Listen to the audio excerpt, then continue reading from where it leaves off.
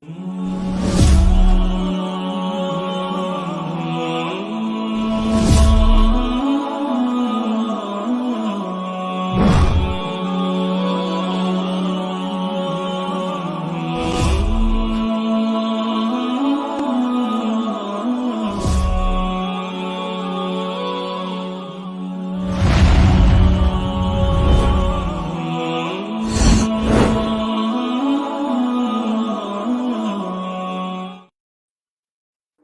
আলাইকুম ওয়া রাহমাতুল্লাহি ওয়া বারাকাতুহু। সম্মানিত বন্ধুরা, কাছে এবং দূরে, দেশ থেকে প্রবাসী যারাই আজকের এই গুরুত্বপূর্ণ প্রোগ্রামটি দেখছেন, আলোচনার বৈঠকটি দেখছেন, সকলকে জানাচ্ছি আমি ইমরান মাহমুদের পক্ষ থেকে শুভেচ্ছা এবং অভিনন্দন। আশা করছি সকলে ভালো আছেন, সুস্থ আছেন। প্রায় অনেক বছর ধরেই আমাদের বাংলাদেশে বা বিভিন্ন দেশে তারাবির নামাজ নিয়ে ইখতিলাফ রয়েছে আলেমদের মধ্যে, ওলামাদের মধ্যে।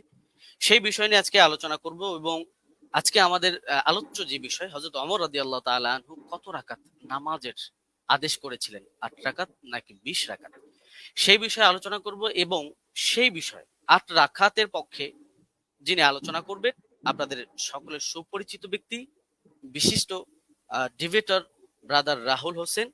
এবং 20 রাকাতের পক্ষে যিনি আলোচনা করবেন, বাংলাদেশের অতি জনপ্রিয় একজন ব্যক্তি, শেখ মুফতি আলী হাসান ওসামা।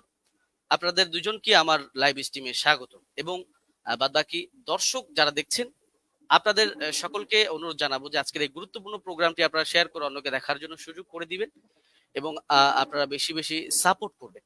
প্রথমেই আমার প্রোগ্রামের কিছু নীতিমালা আপনাদেরকে জানিয়ে দিব। বিশেষ করে আমাদের আজকে প্রোগ্রামের যারা অতিথি, অবশ্যই তারা সেই নীতিমালাগুলো জানেন। তারপরও দর্শকদের উদ্দেশ্য করে আমি সেই নীতিমালাগুলো আপনাদেরকে একটু পড়ে শোনাবো। আপনি একটু আমার স্ক্রিনটা একটু লক্ষ্য করবেন প্লিজ। জি, আমি সরি, আমি একদম প্রথমেই যাচ্ছি। জি, আমাদের প্রোগ্রামের নীতিমালা, আলোচনার নীতিমালা বিষয়, হাদিস শাস্ত্রের আলোকে হযরত ওমর রাদিয়াল্লাহু তাআলা আনহু কত রাকাত তারাবির আদেশ করেছেন। অনুষ্ঠানটি সম্প্রচার হচ্ছে ব্রাদার রাহুল হোসেন এবং আলী হাসান ওসামার ফেসবুক পেজ থেকে। আলোচনার মধ্যে আমাদের একেবারেই রুলসের যে বিষয়, যে আলোচনার মধ্যে কোন রূপ বাধা প্রদান করা যাবে না। এক অতিথি অপরজনকে বাধা প্রদান করতে পারবে না। 4 নম্বর, বাধা প্রদান করলে 1 মিনিট সময় কেটে নেওয়া হবে। যিনি বাধা প্রদান করবে তার 1 মিনিট সময় কেটে দেওয়া হবে। 5 নাম্বার, যিনি আলোচনা করছেন, যাকে বাধা দেওয়া হচ্ছে, তার 1 মিনিট সময় তাকে বাড়িয়ে দেওয়া হবে। 6 নম্বর, বিষয়ের বাহিরে অপ্রাসঙ্গিক কথা বললে, আমি সঞ্চালক হিসেবে ইমরান মাহমুদ আছি, অবশ্যই আমি অতিথিদেরকে থামানোর অধিকার রাখি বা থামানোর অধিকার থাকবে। 7 নম্বর, আলোচনার 4টি পর্যায়ের মানে আলোচনাটা 4টা পর্যায়ে হবে এবং সেই পর্যায়গুলো আমি আপনাদেরকে বলবো। প্রথম পর্ব, কেস প্রেজেন্ট, নিজেদের দাবির পক্ষে প্রমাণ উপস্থাপন।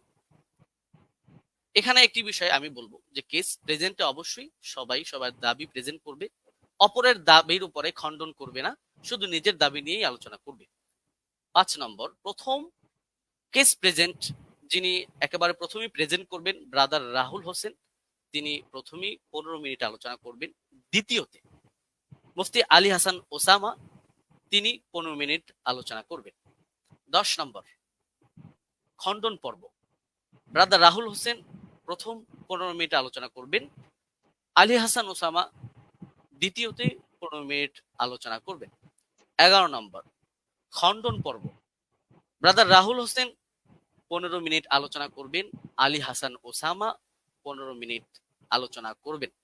এখানে আমি একটি বিষয় আপনাদেরকে জানিয়ে রাখার জন্য বলে রাখি যে 3টি যে পর্ব আমরা করেছি, এই পর্বে 3টা পর্বই 15 মিনিট করে আলোচনার সময় থাকছে। অনেক সময় দেখা যায় যে অতিথিরা আলোচনা করার ক্ষেত্রে তাদের দেখা যায় 15 মিনিটে তাদের দাবিগুলো উপস্থাপন শেষ হয় না। সেই কারণে আমি উপস্থাপক পরিচালনার কমিটির পক্ষ থেকে অতিথিদেরকে 2 মিনিট করে সময় দেওয়া হবে, যেহেতু এটা কোনো ডিবেট না, আলোচনার প্রোগ্রাম। সেক্ষেত্রে তারা চাইলে এই 2 মিনিট সময় ব্যবহার করতে পারবে, নচেত তারা 15 মিনিটই তাদের আলোচনা শেষ করবে। এবং একেবারে শেষ যে পর্বটা, উপসংহার পর্ব, ব্রাদার রাহুল হোসেন তিনি তিনার আলোচনা যেগুলো করেছেন সেগুলো রিভিউ 5 মিনিট আলোচনা করবেন, এবং আলী হাসান ওসামা তিনিও 5 মিনিট আলোচনা করবেন। বিশেষ দ্রষ্টব্য এই পর্বে তিনি তিনার আলোচনা যেগুলো করেছেন যে আলী হাসান ওসামা সাহেবের ডিভাইসটা প্লিজ। এই পর্বে উভয়ের পক্ষের বক্তা নতুন কোনো তথ্য ব্যবহার করতে পারবে না, যেহেতু এটা লাস্ট পর্ব। এখানে কেউ কাউকে খণ্ডন করার সুযোগ থাকছে না, সেই ক্ষেত্রে কেউ কারো নতুন তথ্য অ্যাড করতে পারবে না। আচ্ছা, 13 নম্বর, সভাপতি সাহেব মেবি সঞ্চালক সাহেব আমি আলোচ্য বিষয়ের উপর মন্তব্য ছাড়াই অনুষ্ঠানটি শেষ করে দিবেন। এটা আমাদের প্রোগ্রামের নীতিমালা ছিল, নীতিমালা। এবং আমাদের প্রোগ্রামের আরেকটি বিষয় হচ্ছে গুরুত্বপূর্ণ, যে আমরা যখন আলোচনা করব, প্রতিপক্ষ যেই থাকুক আমরা তাকে সম্মান সূচক শব্দ ব্যবহার করে আলোচনা করব। কোন রকমের অসম্মান সূচক শব্দ আমরা ব্যবহার করব না। শুধু প্রতিপক্ষ বক্তার ক্ষেত্রে নয়, প্রতিপক্ষের মুরব্বী ওলামায়ে কেরাম বা তার তিনি যাদেরকে অনুসরণ করেন তাদের যে কেউ হোক, কাউকে কটাক্ষ করে কোনো রকমের কথা বলা যাবে না। সুন্দর শব্দ দিয়ে তাদেরকে বলতে হবে। যদি কেউ অসুন্দর শব্দ ব্যবহার করে, যদি কেউ অবাঞ্ছনীয় শব্দ ব্যবহার করে, অবশ্যই সঞ্চালক হিসাবে আমি তাকে এই শব্দটা এক্সপান্স করাবো, উইথড্র করাবো। যাই হোক, আমি আমার আলোচনার শর্তগুলো, নীতিমালাগুলো আপনাদেরকে পড়ে শোনালাম। আমি আমার আলোচনার প্রোগ্রাম এখন স্টার্ট করছি, এবং স্টার্টের শুরুতেই কেস প্রেজেন্ট যিনি 8 রাকাতের পক্ষে স্টেট নিয়েছেন, ব্রাদার রাহুল হোসেন, আমি আপনার কাছে যাব এবং আমি আপনাকে দিয়ে শুরু করব, এবং আপনি আপনার আলোচনার জন্য সময় পাচ্ছেন 15 মিনিট। আপনি বললে আমি টাইমটা শুরু করে দিব। আচ্ছা, আমি স্লাইড শো করব। আমি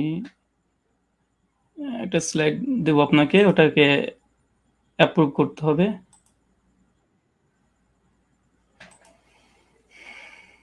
হ্যাঁ, প্রেজেন্টেশন 1 বলে একটা আছে।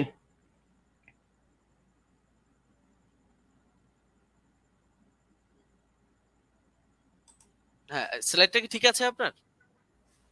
হ্যাঁ, এটাই। ওকে, ঠিক আছে। আপনি বললে আমি টাইমটা আপনাকে শুরু করব। হ্যাঁ, এখন 7 মিনিট 40-42 সেকেন্ড চলছে। আপনি চাইলে 8 আচ্ছা, মিনিট থেকে। আপনি শুরু করতে পারেন। জি, জি। আসসালামু আলাইকুম ওয়া রাহমাতুল্লাহি ওয়া বারাকাতুহু। আলহামদুলিল্লাহি রাব্বিল আলামিন ওয়াস সালাতু ওয়াস সালামু আলা রাসূলিহিল আমিন ওয়া আলা আলিহি ওয়া সাহবিহি আজমাইন, আম্মা বাদ। সম্মানিত দর্শক মণ্ডলী এবং আজকের সঞ্চালক সাহেব এবং আমার প্রতিপক্ষ হিসেবে যিনি আজকে এসেছেন, ওস্তাদ আলী হোসেন ওসামা, এবং যারা ভিউয়ার্স এখন এই মুহূর্তে দেখছেন তাদেরকে প্রথমেই প্রাথমিক পর্যায়ে সকলকে ঈদের শুভেচ্ছা জানাই। আজকে আপনারা দেখেছেন যে বিষয় আজকে আমাদের গুরুত্বপূর্ণ বিতর্কিত বিষয়ের আলোচ্য বিষয়, ওমর রাদিয়াল্লাহু তাআলা আনহু তিনি কত রাকাত তারাবি আদেশ করেছেন, 8 নাকি 20? এই আলোচনাটি হবে সম্পূর্ণ হাদিস শাস্ত্রের আলোকে। এই আলোচনাটি কেন? এই আলোচনা করার মূল কারণ বা মৌলিক কারণ হচ্ছে এটাই যে আহলে হাদিসদের উপরে একটা অভিযোগ আছে, প্রায় অভিযোগ করে থাকে যে আহলে হাদিসরা ওমর ইবনুল খাত্তাব রাদিয়াল্লাহু তাআলাকে মানে না, খুলাফা রাশিদিনকে মানে না। কারণ হিসেবে তারা পেশ করে যে ওমর বিন খাত্তাব তিনি 20 রাকাত তারাবির আদেশ করেছেন, অথচ আহলে হাদিসরা 8 রাকাত পরে মসজিদ থেকে পালিয়ে যায়। অনেকে এর জন্য এক ধাপ এগিয়ে আমাদেরকে বলে আমরা নাকি নামাজ চোর, আবার অনেকে এক ধাপ এগিয়ে তারা বলতেছে এইভাবে 8 রাকাত কোনো নামাজই নেই, 1284 হিজরির পূর্বে 8 রাকাত বলে কোনো আন্দোলন ছিল না। অনেক রকমের অভিযোগের স্তূপ আমাদের আহলুল হাদিসদের উপরে আছে। তাই আজকে এই আলোচনাটি খুব গুরুত্বপূর্ণ বিষয়, এবং আপনারা সকলে মনটা খোলা রেখে, উদার রেখে আলোচনাটা শোনার চেষ্টা করবেন। আমরা কেউ একগোয়ামি কেউ আমরা করব না। তো চলুন আমাদের আলোচনার সূচনাতেই কয়েকটি বিষয় লক্ষ্য করতে হবে। প্রথম কথা, যে খোলাফা রাশিদিন রাদিয়াল্লাহু তাআলা আনহু তাদের যে মানার কথা স্বয়ং আল্লাহ নবী আলাইহিস সালাম তিনি বলে গেছেন। সুনান তিরমিজি হাদিস নম্বর 2676 আল্লাহ বলছেন, আমি দুনিয়া থেকে চলে যাওয়ার পরে তোমাদের মধ্যে অনেক ইখতিলাফুন কাসীরা, অনেক বড় বড় মতভেদ হবে। ফালাইকুম বিসুন্নতি ওয়া সুন্নাতি খুলাফা রাশিদিন, আর সেই সময় তোমরা আমার সুন্নাতকে আঁকড়ে ধরবে, এক। আর দুই, সুন্নাতে খুলাফা রাশিদিন, আর খলিফা যারা আছে তাদের সুন্নাতকে মেনে চলতে হবে। আর আমরা সকলে জানি ফারুক আজম ওমর ইবনুল খাত্তাব ইসলামের দ্বিতীয় খলিফা। আর এটা নিয়েই আমাদের দুই পক্ষেরই দাবি যে আসলে ওমর বিন খাত্তাব কত রাকাত তারাবি আদেশ করেছিলেন। চলুন এখানে 3 নম্বর বিষয়, আমরা অনেকে অবগত আছি যে আল্লাহ রাসূল আলাইহিস সালাম তিনি মাত্র 3 দিন তারাবি জামাত করেছিলেন, তারপর স্থগিত থেকে যায়। পরবর্তী সময়তে ওমর বিন খাত্তাব রাদিয়াল্লাহু তাআলা আনহু জামানাতে তিনি একদিন মসজিদ ভিজিট করে এসে দেখছেন যে মসজিদের মধ্যে মানুষ বিক্ষিপ্তভাবে নামাজে দাঁড়িয়ে আছে, নামাজ পড়ছে। এই কারণে ওমর বিন খাত্তাব রাদিয়াল্লাহু তাআলা আনহু উবাই বিন কাব, আপনার স্ক্রিনে দেখছেন সহিহ বুখারী হাদিস নম্বর 2010, এখানে উবাই বিন কাব রাদিয়াল্লাহু তাআলা আনহুকে তিনি তার নেতৃত্বে তিনি একটা তারাবির জামাত করে দিলেন। কিন্তু সহিহুল বুখারীর মধ্যে কত রাকাত এটা নেই, বরং জামাতের কথাটা এসেছে। এখন কত রাকাত এটা সহিহ বুখারীতে নেই, তার মানে কি হাদিস জগতে নেই? অবশ্যই আছে। চলুন কোথায় আছে আমরা একবার ঘুরে আসি। 8 রাকাতের পক্ষে হাদিস, আমাদের প্রথম হাদিস, এটা হচ্ছে মুয়াত্তা মালিক, আপনারা দেখতে পাচ্ছেন 251 নম্বর হাদিস, এবং বিভিন্ন প্রকাশনের ভিন্নতার কারণে হাদিস নাম্বার চেঞ্জ হয়ে যাবে। এখানে হাদিসটা পড়ার পূর্বে একটা কথা বলতে চাই। আজকে যে দলিল আমি পেশ করব ইনশাআল্লাহ সে দলিলের মধ্যে কোনো দুর্বলতা ইনশাআল্লাহ থাকবে না। জি, আমি ব্যক্তি রাহুলের ক্ষেত্রে অনেক দুর্বলতা থাকতে পারে, আরবি ইবারত অনেক ভুল হতে পারে, কিন্তু ইনশাআল্লাহ যে দলিল দেব একদম পূর্ণিমার রাতের সূর্যের মতো চমৎকার, একদম চকচকে, সূর্যের মতো চকচকে করবে। কোনো এখানে একটা কালিমা লেপন করার মতো ইনশাআল্লাহ আজকে এই দলিল উপর আক্রমণ কেউ করতে পারবে না। আর করলে আমরা আহলে হাদিসের পক্ষ থেকে আমি মজুদ আছি খণ্ডন করার জন্য ইনশাআল্লাহ। চলুন হাদিসের সনদ এবং মতন আমরা একবার দেখে আসি, এবং আপনারা দেখছেন এখানে বলছেন, দেখেন, আন হাদাসানা মালিক আন মুহাম্মদ বিন ইউসুফ আন সাইব বিন ইয়াজিদ আন্নাহু কাল। এখানে সনদের প্রথম অংশ আমরা দেখে নিয়েছি। এরপর বলছে আমারা ওমর ইবনুল খাত্তাব উবাই বিন কাআবিন ও তামিম দারি। তারপরে বলছে আই ইয়াকুমু লিন্নাসি বি ইহদা আশারাতা রাকা। এখানে উমর বিন খাত্তাব রাদিয়াল্লাহু তাআলা আনহু তিনি বলছেন, তিনি আদেশ করছেন, আমারা ওমর বিন খাত্তাব তিনি আমর করছেন, আদেশ করছেন কাকে? উবাই বিন কাব আর তামিম দারিকে। কি আদেশ করছেন? যেন মানুষদেরকে নিয়ে তিনি 11 রাকাত তারাবির সালাত আদায় করে। এই হচ্ছে আহলে হাদিসদের প্রথম দলিল। আর এই দলিল দিয়েই আজকে আমাদের যে কেস, আমার যে কেস, যে আমরা আহলে হাদিসরা 8 রাকাত তারাবি জামাতে পড়ি, এটা ওমর বিন খাত্তাব রাদিয়াল্লাহু আনহু আদেশ করেছেন। আদেশ স্পষ্ট মজুদ আছে আলহামদুলিল্লাহ। এবং কাকে আদেশ করেছে? উবাই বিন কাব তামিম দারিকে। এটা হচ্ছে আমাদের প্রথম দলিল, মুয়াত্তা মালিক 251 নম্বর হাদিস। এখানে লক্ষণীয় শুধু এই হাদিসটা যে মুয়াত্তা মালিকে এসেছে এমনটা নয়। এই হাদিসের তাখরিজ দেখেন, সহিহ কুবরা লিন-নাসাই হাদিস নাম্বার 4677 এ এই সনদ মালিক থেকে আসছে। 3 নম্বর আরেকটা আছে শারহু মানিল আল আসালি তহাবি। ইমাম তহাবি হানাফি মাযহাবের বিশেষ করে তিনি বড় ফকি এবং মুহাদ্দিস। হাদিস নাম্বার 1741 এ তিনিও সনদ সহকারে ইমাম মালিক থেকে এর থেকে পেশ করেছে। চতুর্থ প্রমাণ মারিফাতুস সুনান আল আসার লিল বাইহাকি, হাদিস নাম্বার 5413 তে ইমাম বাইহাকি আল মুতাফা 458 হিজরি তিনিও নিয়ে এসেছেন। আচ্ছা, তারপরে 5 নম্বর শারহ সুন্নাহ লিল বাগাবি, চতুর্থ খণ্ডে 120 নম্বর পৃষ্ঠায় ইমাম মালিকের সূত্রে এই হাদিসটাকে তিনি নিয়ে এসেছেন। আরো যারা আপনারা দেখবেন মাদ্রাসাতে মিশকাত পড়তে হয়, না পড়লে কেউ তালিমি হতে পারে না। মিশকাত হাদিস নাম্বার 1302 এ আপনারা দেখতে পাচ্ছেন মুয়াত্তা মালিকের সনদ সহ এখানে মতনটাকে উল্লেখ করা হয়েছে। আর যারা দারসি নুসখা দেখতে চাচ্ছেন দেবন্দি থেকে প্রকাশনী, সেটা হচ্ছে প্রথম 115 নম্বর পৃষ্ঠায় লাইন নম্বর 9 থেকে 11 তে আপনারা দেখে নিতে পারবেন। আর এটা মিসকাত আল মাসনাবি, যারা বাংলা দেখতে চান, অনেক বাংলা শ্রোতা আছে, আমার বক্তৃতার সত্যতা যাচাই করে নেবেন। মিসকাত আল মাসনাবি হাদিস নাম্বার 1302 এ এটা আপনি পেয়ে যাবেন।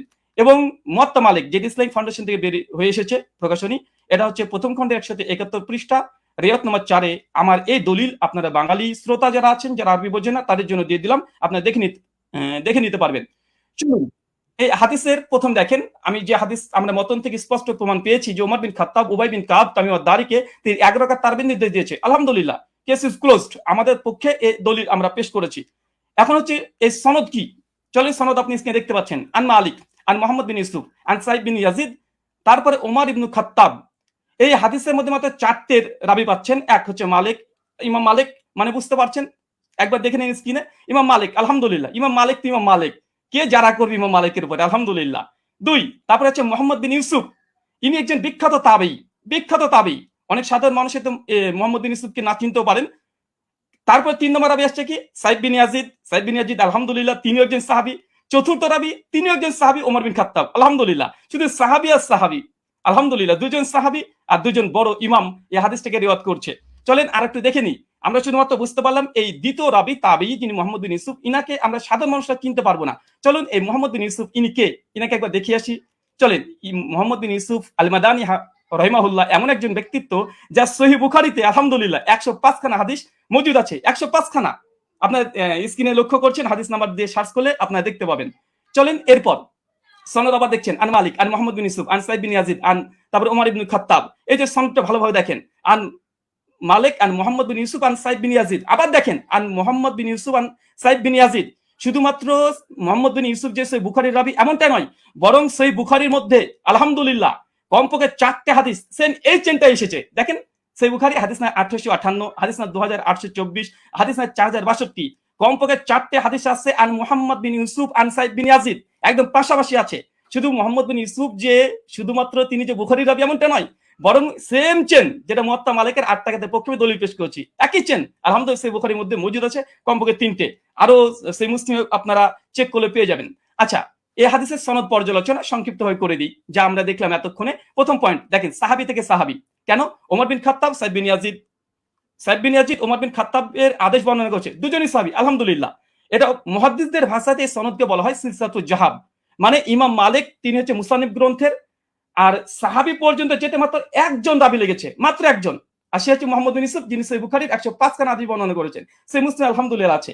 তৃতীয়, এই সনদের যতজন রাবী আছে সবগুলো মাদানী, আলহামদুলিল্লাহ। ইমাম মালিক মদিনার ইমাম, আলহামদুলিল্লাহ। মুহাম্মদ বিন ইউসুফ একজন বিখ্যাত তাবী, ইনিও মাদানী, আলহামদুলিল্লাহ। তাহলে দেখছেন এখানে 3টে, যে সাহাবী থেকে সাহাবী হাদিস বর্ণনা করছে, মাত্র একটা রাবী দিয়ে একদম সাহাবী ওমর বিন খাত্তাব পর্যন্ত পৌঁছে যাচ্ছে, আলহামদুলিল্লাহ। এটা যে সিলসিলাতুল জাহাব তথা গোল্ডেন চেন। এরপরে চলেন, আচ্ছা, আমার স্লাইডে 1 সেকেন্ড,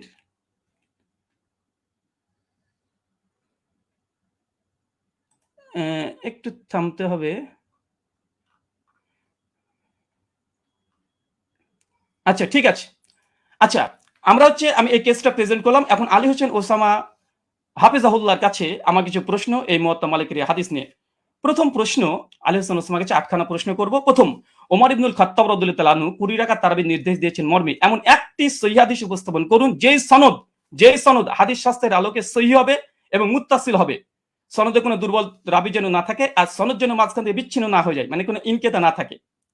প্রশ্ন নম্বর 2, মুয়াত্তা মালিকের যে সনদ আমরা দেখিয়েছি, যেটা সিলসিলাতুল জাহাব মুহাদ্দিসদের পরিভাষা অনুযায়ী ওমর ইবনুল খাত্তাব রাদিয়াল্লাহু তাআলা 20 রাকাত তারাবির নির্দেশ দিয়েছে, পয়েন্ট টু বি নোটেড, 20 রাকাত নির্দেশ দিয়েছে মর্মে এমন একটি বর্ণনা পেশ করুন যার সনদ সিলসিলাতুল জাহাব এই মানে উত্তীর্ণ হয়েছে।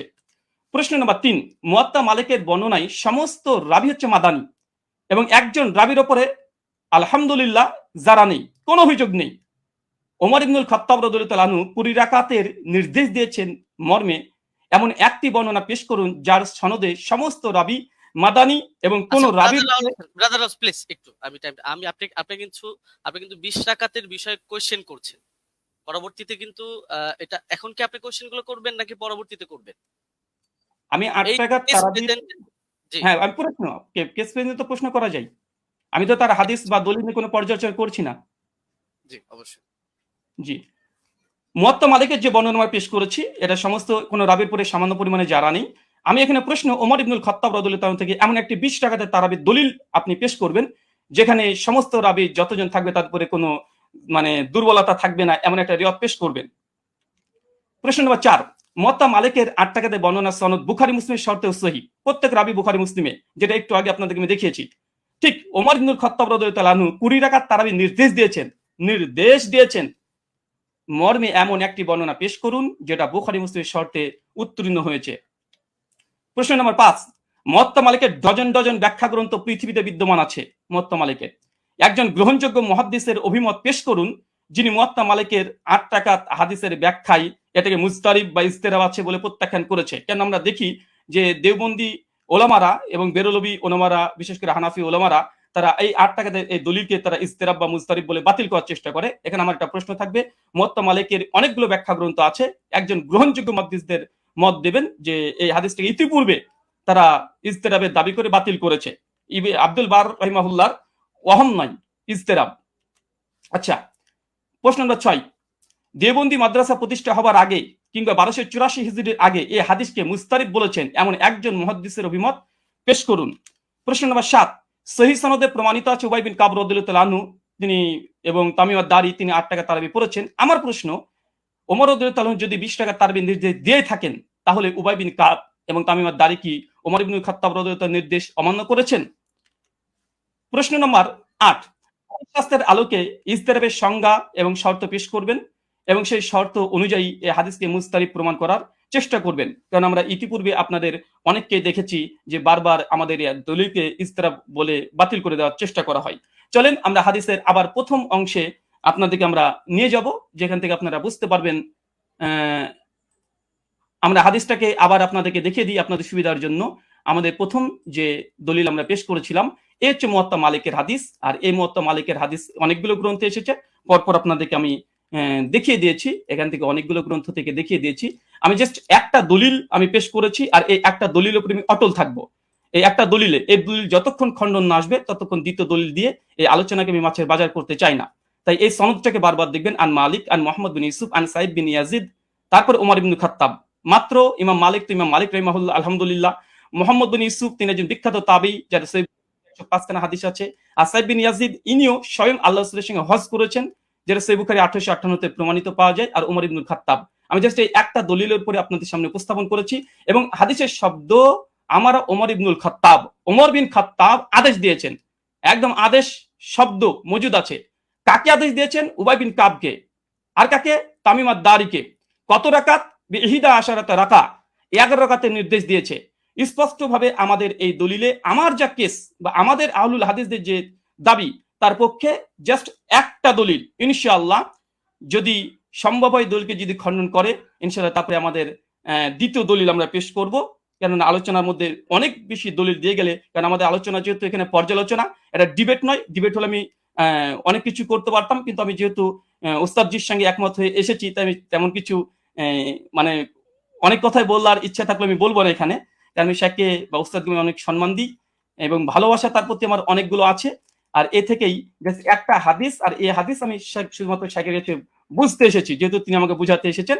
আর পর্যালোচনা যেহেতু এটা ডিবেট নয়, তার জন্য আমার এই একটা হাদিস, যে দাবির পক্ষে আমরা আহলুল হাদিসরা 8 টাকা তারাবি পড়ি, এবং এই হাদিসের মান আমাদের নিকটে সহি, এবং আমাদের কাছ থেকে 8খানা প্রশ্ন আমরা উপস্থাপন করেছি 20 টাকাতের পক্ষে। এই 20 টাকাতের যদি এই প্রশ্নের জবাব যদি দিয়ে দেয়, আলহামদুলিল্লাহ আমি লিখিতভাবে, শুধু এরকম না, ঘোষণা দিয়ে আমি ঘোষণা করে দেব যে জাস্ট আমি যে কথা বলেছি আমি কথা থেকে ফিরে আসছি। 8 টাকার তারাবি ওমর বিন খাত্তাব আদেশ দেয়নি, মূলত 20 টাকা দিয়েছে। আমি প্রত্যাবর্তন করব, আমি স্ট্রিমে ঘোষণা করলাম। এখনো 3টে পর্ব আছে এবং আমি এরপরে অটল থাকবো। জি, শুকরিয়া, জাযাকাল্লাহ খায়রান, বারাকাল্লাহ ফিকুম, ওয়ামা আলাইনা ইল্লাল বালাগ। জি, ব্রাদার রাহুল হোসেন, আপনি শেষ করেছেন। প্লিজ একটু ইয়াটা ঠিক হবে। হ্যাঁ, আপনি শেষ করেছেন এবং আপনি 1 মিনিট আগে শেষ করেছেন, চাইলে আপনি 2 মিনিট ব্যবহার করতে পারতেন। যাই হোক, আমি চলে যাব যিনি 20 রাকাতের পক্ষে দলিল পেশ করবেন, আমাদের পরিচিত ব্যক্তি শেখ মুফতি আলী হাসান ওসামা। আমি আপনার কাছে যাব এবং আপনি বললে আমি টাইমটা শুরু করে দিব। আপনার টাইমটা আপনি বলবেন। জি, এখন 22 মিনিট 45 সেকেন্ড চলছে। আপনি মিউট আছেন।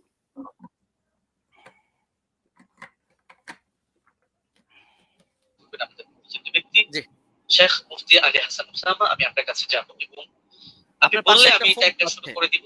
আমার আওয়াজ কি শোনা যাচ্ছে? আপনার আওয়াজ শোনা যাচ্ছে। আপনার পাশে একটা ফোন চলছে, ফোনটা একটু অফ করুন, আপনি মিউট আছেন বা অন্য কোনো ডিভাইস চলছে। আওয়াজ কি শুনতে পাচ্ছেন আমার আওয়াজ? শুনতে পাচ্ছি। মুফতি আলী হাসান ওসামা, আমি আপনার কাছে যাব এবং আপনি বললে আমি, আপনি কি শুনতে পাচ্ছেন আমাদের? এখন আপনাকে শোনা যাচ্ছে, আপনাকে এখন শোনা যাচ্ছে। জি, ধন্যবাদ। শুরু করতে পারেন। জি, শুরু হ্যাঁ, করতে পারেন। হ্যাঁ, 23 মিনিট 40 সেকেন্ড থেকে আপনার স্টার্ট। জি, হামিদান ওয়া মুসাল্লিয়ান ওয়া মুসাল্লিমা আম্মা বা'দ। আমরা মূল আলোচনায় চলে আসি কোনো ধরনের ভূমিকা ছাড়া। যেহেতু এটা কেস প্রেজেন্ট পর্ব, এখানে আমরা আমাদের দাবি উত্থাপন করব, আর ব্রাদার রাহুলের দাবি নিয়ে আমরা পরবর্তী খণ্ডন পর্বের মধ্যে বিস্তারিত আলোচনা করবো ইনশাআল্লাহ। তো ওমর রাদিয়াল্লাহু তাআলা আনহু কত রাকাত তারাবির আদেশ করেছিলেন এ নিয়ে আমরা শুরুতে দাবি করে এসেছি যে তিনি এর পক্ষে আমরা আমাদের প্রমাণ উপস্থাপন করছি। মুসান্নাফ ইবনে আবি শাইবা গ্রন্থ হাদিস নম্বর 7682। এতে সহিহ সনদের মধ্যে আছে হাদাসানা ওয়াকিউন আন মালিক ইবনে আনাস আন ইয়াহইয়া ইবনে সাঈদ أن عمر بن الخطاب رضي الله عنه أمر رجلا يصلي بهم 20 ركعة। ওমর রাদিয়াল্লাহু তাআলা আনহু এক ব্যক্তিকে আদেশ করলেন তিনি তাদেরকে নিয়ে 20 রাকাত তারাবির নামাজ আদায় করবেন।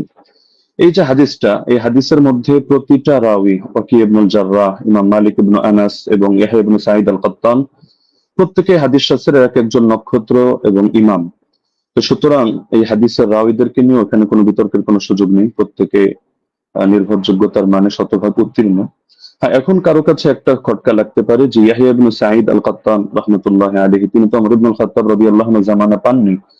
তাহলে তো মনে হচ্ছে যে হাদিসটা বিচ্ছিন্ন হয়ে যাচ্ছে, সূত্র বিচ্ছিন্ন, অর্থাৎ মাঝখানে কোনো একজন বর্ণনাকারী বাদ পড়ে গেছেন এবং তার সূত্রে তিনি বর্ণনা করছেন। তো হাদিস যদি মুনকাতি হয় তাহলে তো এটা যায়িফ মনে হতে পারে অনেকের কাছে। তো আমরা যেহেতু আমাদের শিরোনামই হলো যে হাদিস শাস্ত্রের আলোকে আমাদের আজকের আলোচনা হবে, তো আমরা এখন শাস্ত্রীয় আলোচনায় চলে যাই। আমরা শাস্ত্রীয় আলোচনার অনেকগুলো পয়েন্ট দিয়ে দেখাবো যে এই হাদিসের মধ্যে কোনো ধরনের দুর্বলতা নেই এবং হাদিসটা সর্বোচ্চ পর্যায়ে গ্রহণযোগ্য সহিহ। ১ নম্বর মূলনীতিতে আসি। হাদিস শাস্ত্রের স্বীকৃত একটা মূলনীতি হলো, এটা ইমাম জাইনুদ্দিন ইরাকি রাহমাতুল্লাহি আলাইহি লম্বা চড়া করে আলোচনা করেছেন, তার সূত্রে ইমাম সুয়ুতী সহ হাদিস শাস্ত্রের অনেক ইমামরা এই পয়েন্টটা টেনেছেন। وإن روى التابعي عن الصحابي قصة أدرك وقوعها فمتصل وكذا إن لم يدرك وقوعها ولكن أسندها له وإلا فمنقطعة। তাবিঈ যদি সাহাবী থেকে এমন কোন বিষয়, এমন কোন ঘটনা বর্ণনা করেন যেটা তিনি পেয়েছেন, অর্থাৎ তিনি তো তাকে নিজের চোখে দেখেননি, কিন্তু ঘটনাটা ক্রমবর্ধমান ভাবে চলে আসছে এবং পরবর্তীতে তার জামানায়ও তিনি ঘটনাটা পেয়েছেন, তাহলে হাদিস শাস্ত্রের বিবেচনা এটাকে মুত্তাসিল বলে গণ্য করা হয়। যদিও বাহ্য দৃষ্টিতে যারা হাদিস শাস্ত্রের জ্ঞান রাখেন, অজ্ঞদের চোখে মনে হতে পারে এটা সূত্র বিচ্ছিন্ন, কিন্তু এটা ইমামরা স্পষ্ট বলে যাচ্ছেন যে না, এটা হুকুমের বিবেচনা, এটাকে মুনকাতি সূত্র বিচ্ছিন্ন ধরা হয় না, বরং মুত্তাসিল হিসাবেই ধরা হয়। আর যদি তারা এভাবে না করেন, সেই ক্ষেত্রে এমন কোন ঘটনা বর্ণনা করলেন যেটা পরবর্তীতে আর এটা জারি থাকেনি, তারা এটা পায়নি, তাহলে সেই ক্ষেত্রে এটাকে মুনকাতি হিসাবে গণ্য করা হয়। ইমাম ইরাকি রাহমাতুল্লাহি আলাইহি স্পষ্ট ভাবে লেখেন যে ওয়াকাদ হাকা ইত্তিফাক আহলি তামিজ মিন আহলিল হাদিস আলা যালিকা ইবনুল মাওয়াক। ইমাম ইবনুল মাওয়াক এই ব্যাপারে মুহাদ্দিসদের মধ্য থেকে যারা বিশ্লেষক, তাদের ঐকমত্য বর্ণনা করেছেন। এটা তামহিদ প্রথম খণ্ড ২৬ নম্বর পৃষ্ঠায় আছে, উলুমুল হাদিস ২৬ নম্বর পৃষ্ঠায় আছে, ৬২ নম্বর পৃষ্ঠা, শারহুত তাফসিরা প্রথম খণ্ড ২২৩, তাদরিবুর রাওয়ী প্রথম খণ্ড ২৪৯। যার কারণে শেখ সালেহ আল মুনাজ্জিদ, আল্লাহ তাআলা তাকে অতি দ্রুত কারামুক্তি করুন, সালাফিদের বড় শেখ, তিনি তার ইসলামকে ওয়েবসাইটের মধ্যে এই বিষয়ে মন্তব্য করেছেন। এটা প্রশ্ন নম্বর ৮২১৫২ অধীনে আপনারা পেয়ে যাবেন। وبمجموع هذه الروايات يتبين أن ال20 ركعة كانت هي السنة الغالبة على التراويح في زمن عمر بن الخطاب رضي الله عنه، ومثل صلاة التراويح أمر مشهور يتناقله الجيل وعامة الناس، ورواية يزيد بن رومان ويحيى القطان يعتبر بهما وإن كان لم يدرك عمر، فإنهما ولا شك تلقياه عن مجموع الناس الذين أدركوهم، وذلك أمر لا يحتاج إلى رجل يسنده فإن المدينة كلها تسنده। পুরো এবারটা আমি শুনিয়ে দিলাম, যার মূল সারমর্ম এটাই দাঁড়াচ্ছে যে যদিও ইয়াহিয়া আল কাত্তান এবং ইয়াজিদ ইবনে রুমান সরাসরি ওমর রাদিয়াল্লাহু আনহু সাক্ষাৎ পাননি, কিন্তু এটা হাদিসের বিশুদ্ধতার মধ্যে কোনো সমস্যা হবে না, এটাকে বিচ্ছিন্ন ধরা হবে না, কারণ এটা তারা এই পরিমাণ, বিপুল পরিমাণ মানুষ থেকে এটা তারা লাভ করেছেন এই সংক্রান্ত বর্ণনা, যারা সরাসরি ওমর থেকে এটা দেখেছেন। সুতরাং এখানে সুনির্দিষ্ট একজন ব্যক্তি লাগবে না যে এটার সনদ বয়ান করবে, বরং গোটা মদিনায় এর সনদ বয়ান করবে। তো সুতরাং দেখা যাচ্ছে যে যারা হাদিস শাস্ত্র সম্পর্কে অজ্ঞ, তাদের কাছে সূত্র বিচ্ছিন্ন মনে হলো। যেহেতু শাস্ত্রের আলোকে আলোচনা, সুতরাং মূলনীতির আলোকে আমরা স্পষ্ট দেখালাম যে এটা সূত্র বিচ্ছিন্ন নয়, বরং এটা মুত্তাসিল হিসাবে ধর্তব্য হবে। দ্বিতীয় হলো, ইমাম ইয়াহইয়া ইবনে সাঈদ আল কাত্তান রাহমাতুল্লাহি আলাইহি তিনি যেন তেন ব্যক্তিত্ব নন, তিনি জরাতে আদিল শাস্ত্রের ইমাম, অর্থাৎ যার মতামত নিয়ে আমরা অন্যদেরকে মেপে থাকি, এবং তার ব্যাপারে জরাতে আদিল শাস্ত্রে স্পষ্ট লেখা আছে যে তিনি যার তার থেকে হাদিস রিওয়ায়াত করেন না। যেমন তাহদিবুত তাহদিব ৪র্থ খণ্ড ৩৫৭ পৃষ্ঠা, তাহদিবুল কামাল ৩১ নম্বর খণ্ড ৩২৯ পৃষ্ঠা, এখানে ইমাম এজিল সূত্রে লেখা আছে বসরিয়ুন সিকাতুন নাকিউল হাদিস কানা লা ইউহাদ্দিসু ইল্লা আন সিকা। ইমাম ইয়াহইয়া ইবনে সাঈদ আল কাত্তান তিনি শুধু সিকা রাওয়ীদের থেকে হাদিস বয়ান করেন, যার তার থেকে বয়ান করেন না। একইভাবে আস-সিকাত কিতাব ৭ম খণ্ড ৬১১ পৃষ্ঠা, তাহদিবুত তাহদিব ৪র্থ খণ্ড ৩৫৭ পৃষ্ঠা, ইকমালু তাহদিবিল কামাল ১২ নম্বর খণ্ড ৩১৩ পৃষ্ঠা, তাহদিবুল কামাল ৩১ নম্বর খণ্ড ৩২৯ পৃষ্ঠা, এগুলোতে স্পষ্ট লেখা আছে যে ওয়া আমানা ফিল বাহসি আনিন নাকলি ওয়া তারাকা দুআফা। ইমাম ইয়াহইয়া ইবনে সাঈদ আল কাত্তান তিনি হাদিস শাস্ত্র বয়ান করার ক্ষেত্রে তিনি গভীরভাবে কাজটা করেন, তিনি যায়িফ রাওয়ীদেরকে পরিহার করেন। একইভাবে ইমাম আহমদ বিন হাম্বলের একাধিক মত আমরা বর্ণনা করতে পারবো এক্ষেত্রে, যেমন আল জারহ ওয়াত তা'দীল ইবনে আবি হাতিম প্রথম খণ্ড ২৩২ পৃষ্ঠা, সেখানে ইমাম আহমদ বিন হাম্বল সূত্রে আছে, তিনি বলেছেন মা রাআইনা মিসলা ইয়াহইয়া ইবনে সাঈদ ফি হাদা শা'n, ইয়ানি ফি মারিফাতিল হাদিস ওয়া রুওয়াতিহি ওয়া কানা সাহিব হাদা শা'n। আমরা ইয়াহইয়া ইবনে সাঈদের মতো ব্যক্তি এই শাস্ত্রে দেখিনি, অর্থাৎ হাদিস জানা এবং হাদিসের বর্ণনাকারীদের ব্যাপারে জানা, তিনি এই ব্যাপারে বিশেষ পাণ্ডিত্যের অধিকারী ছিলেন। এরকম আরো বহুত মতামত দেখানো সম্ভব, যেমন তিনি অন্যত্র এটাও আছে, তিনি বলেন আল-জারহ ওয়া তা'দীল ইবনে আবি হাতিম 232 পৃষ্ঠায় এই মন্তব্য আছে যে কানা ইয়াহইয়া আবসারাহুম বির-রিজাল ওয়া আনকাহুম হাদিসা। ইয়াহইয়া রিজাল সম্পর্কে সবচেয়ে বেশি সূক্ষ্মদর্শী এবং তিনি হাদিসগুলো খুব স্বচ্ছভাবে বর্ণনা করে থাকেন। তো সুতরাং তিনি যার তার থেকে হাদিস বর্ণনা করবেন না, এটা স্পষ্ট বিষয়। এবং এখানে তো যার তার থেকে করার প্রশ্নই আসছে না, কারণ এখানে যেহেতু গোটা মদিনাবাসী এই ব্যাপারে প্রত্যক্ষ সাক্ষী। 3 নম্বরে, যদি আমরা তর্কের খাতিরে এটাকে মুরসাল বলিও, তবু এই জাতীয় মুরসালরা সকলের মতে গ্রহণযোগ্য। যেমন হাফিজ ইবনুল কাইয়িম রাহিমাহুল্লাহর স্পষ্ট মন্তব্য আছে জাদুল মাআদ কিতাবে প্রথম খণ্ড 367 নম্বর পৃষ্ঠায়, ওয়াল মুরসাল ইযা ইত্তাসালা বিহি আমালুন ওয়া আদ্দাদাহু কিয়াসুন আও কাওলু সাহাবিয়্যিন আও কানা মুরসিলুহু মা'রুফান বিইখতিয়ারি আশ-শুয়ুখ ওয়া রাগবাতিহি আন আর-রিওয়ায়াতি আন আদ-দুআফা ওয়াল মাতরুকিন ওয়া নাহওয়ি যালিক মিম্মা ইয়াক্তাযি কুওয়াতাহু উমিলা বিহি। মুরসালের সঙ্গেও যদিও আমরা এটা মুরসাল বলছি না, তবে তর্কের খাতিরে যদি এটাকে মুরসাল ধরিও, সেই ক্ষেত্রে মন্তব্যটা উল্লেখ করছে যে মুরসালের সঙ্গে যদি আমল যুক্ত হয়, অর্থাৎ উম্মত এভাবে আমল করে, অথবা তিনি আরো পয়েন্ট আনলেন যে যদি এখানে মুরসালটা যার থেকে এসেছে, অর্থাৎ মুরসিল যিনি, তিনি যদি এ ব্যাপারে পরিচিত হন যে তিনি শায়খ খুব সুন্দরভাবে নির্বাচন করেন এবং বর্ণনা করার ক্ষেত্রে যায়ফ রাওয়ী, মাতরুক রাওয়ীদেরকে তিনি পরিহার করে চলেন, তাহলে সেই ক্ষেত্রে মুরসালের আলোকে আমল করা হবে। এবং এটা ফুকাহায়ে কেরামের নিকট গ্রহণযোগ্য মূলনীতি। আল ইহকাম ফি উসুলিল আহকাম আমিদের কিতাবের মধ্যে স্পষ্ট আছে যে জাতীয় মুরসাল এটা ফাকাবিলাহু আবু হানিফা ওয়া মালিক ওয়া আহমদ ইবনে হাম্বল ফি আশহারি রিওয়ায়াতাইন আনহু। ইমাম আবু হানিফা গ্রহণ করেন, ইমাম মালিক গ্রহণ করেন, ইমাম আহমদ বিন হাম্বলের একটা প্রসিদ্ধ মত যেটা তার আলোকে দেখা যায় তিনিও গ্রহণ করেন। ঈসা ইবনে আবান রাহিমাহুল্লাহ তিনি একটু ভাগ করেন, তিনি শুধু فصل عيسى بن أبان فقبل مراسيل الصحابة والتابعين وتابعي التابعين ومن هو من أئمة النقل مطلقا دون من عدا هؤلاء। তিনি সাহাবীদের মুরসাল গ্রহণ করেন, তাবেঈদেরটা করেন, তাবেঈদেরটা করেন, এবং যারা হাদিস শাস্ত্রের ইমাম তাদেরটা করেন, অন্যদেরটা করেন না।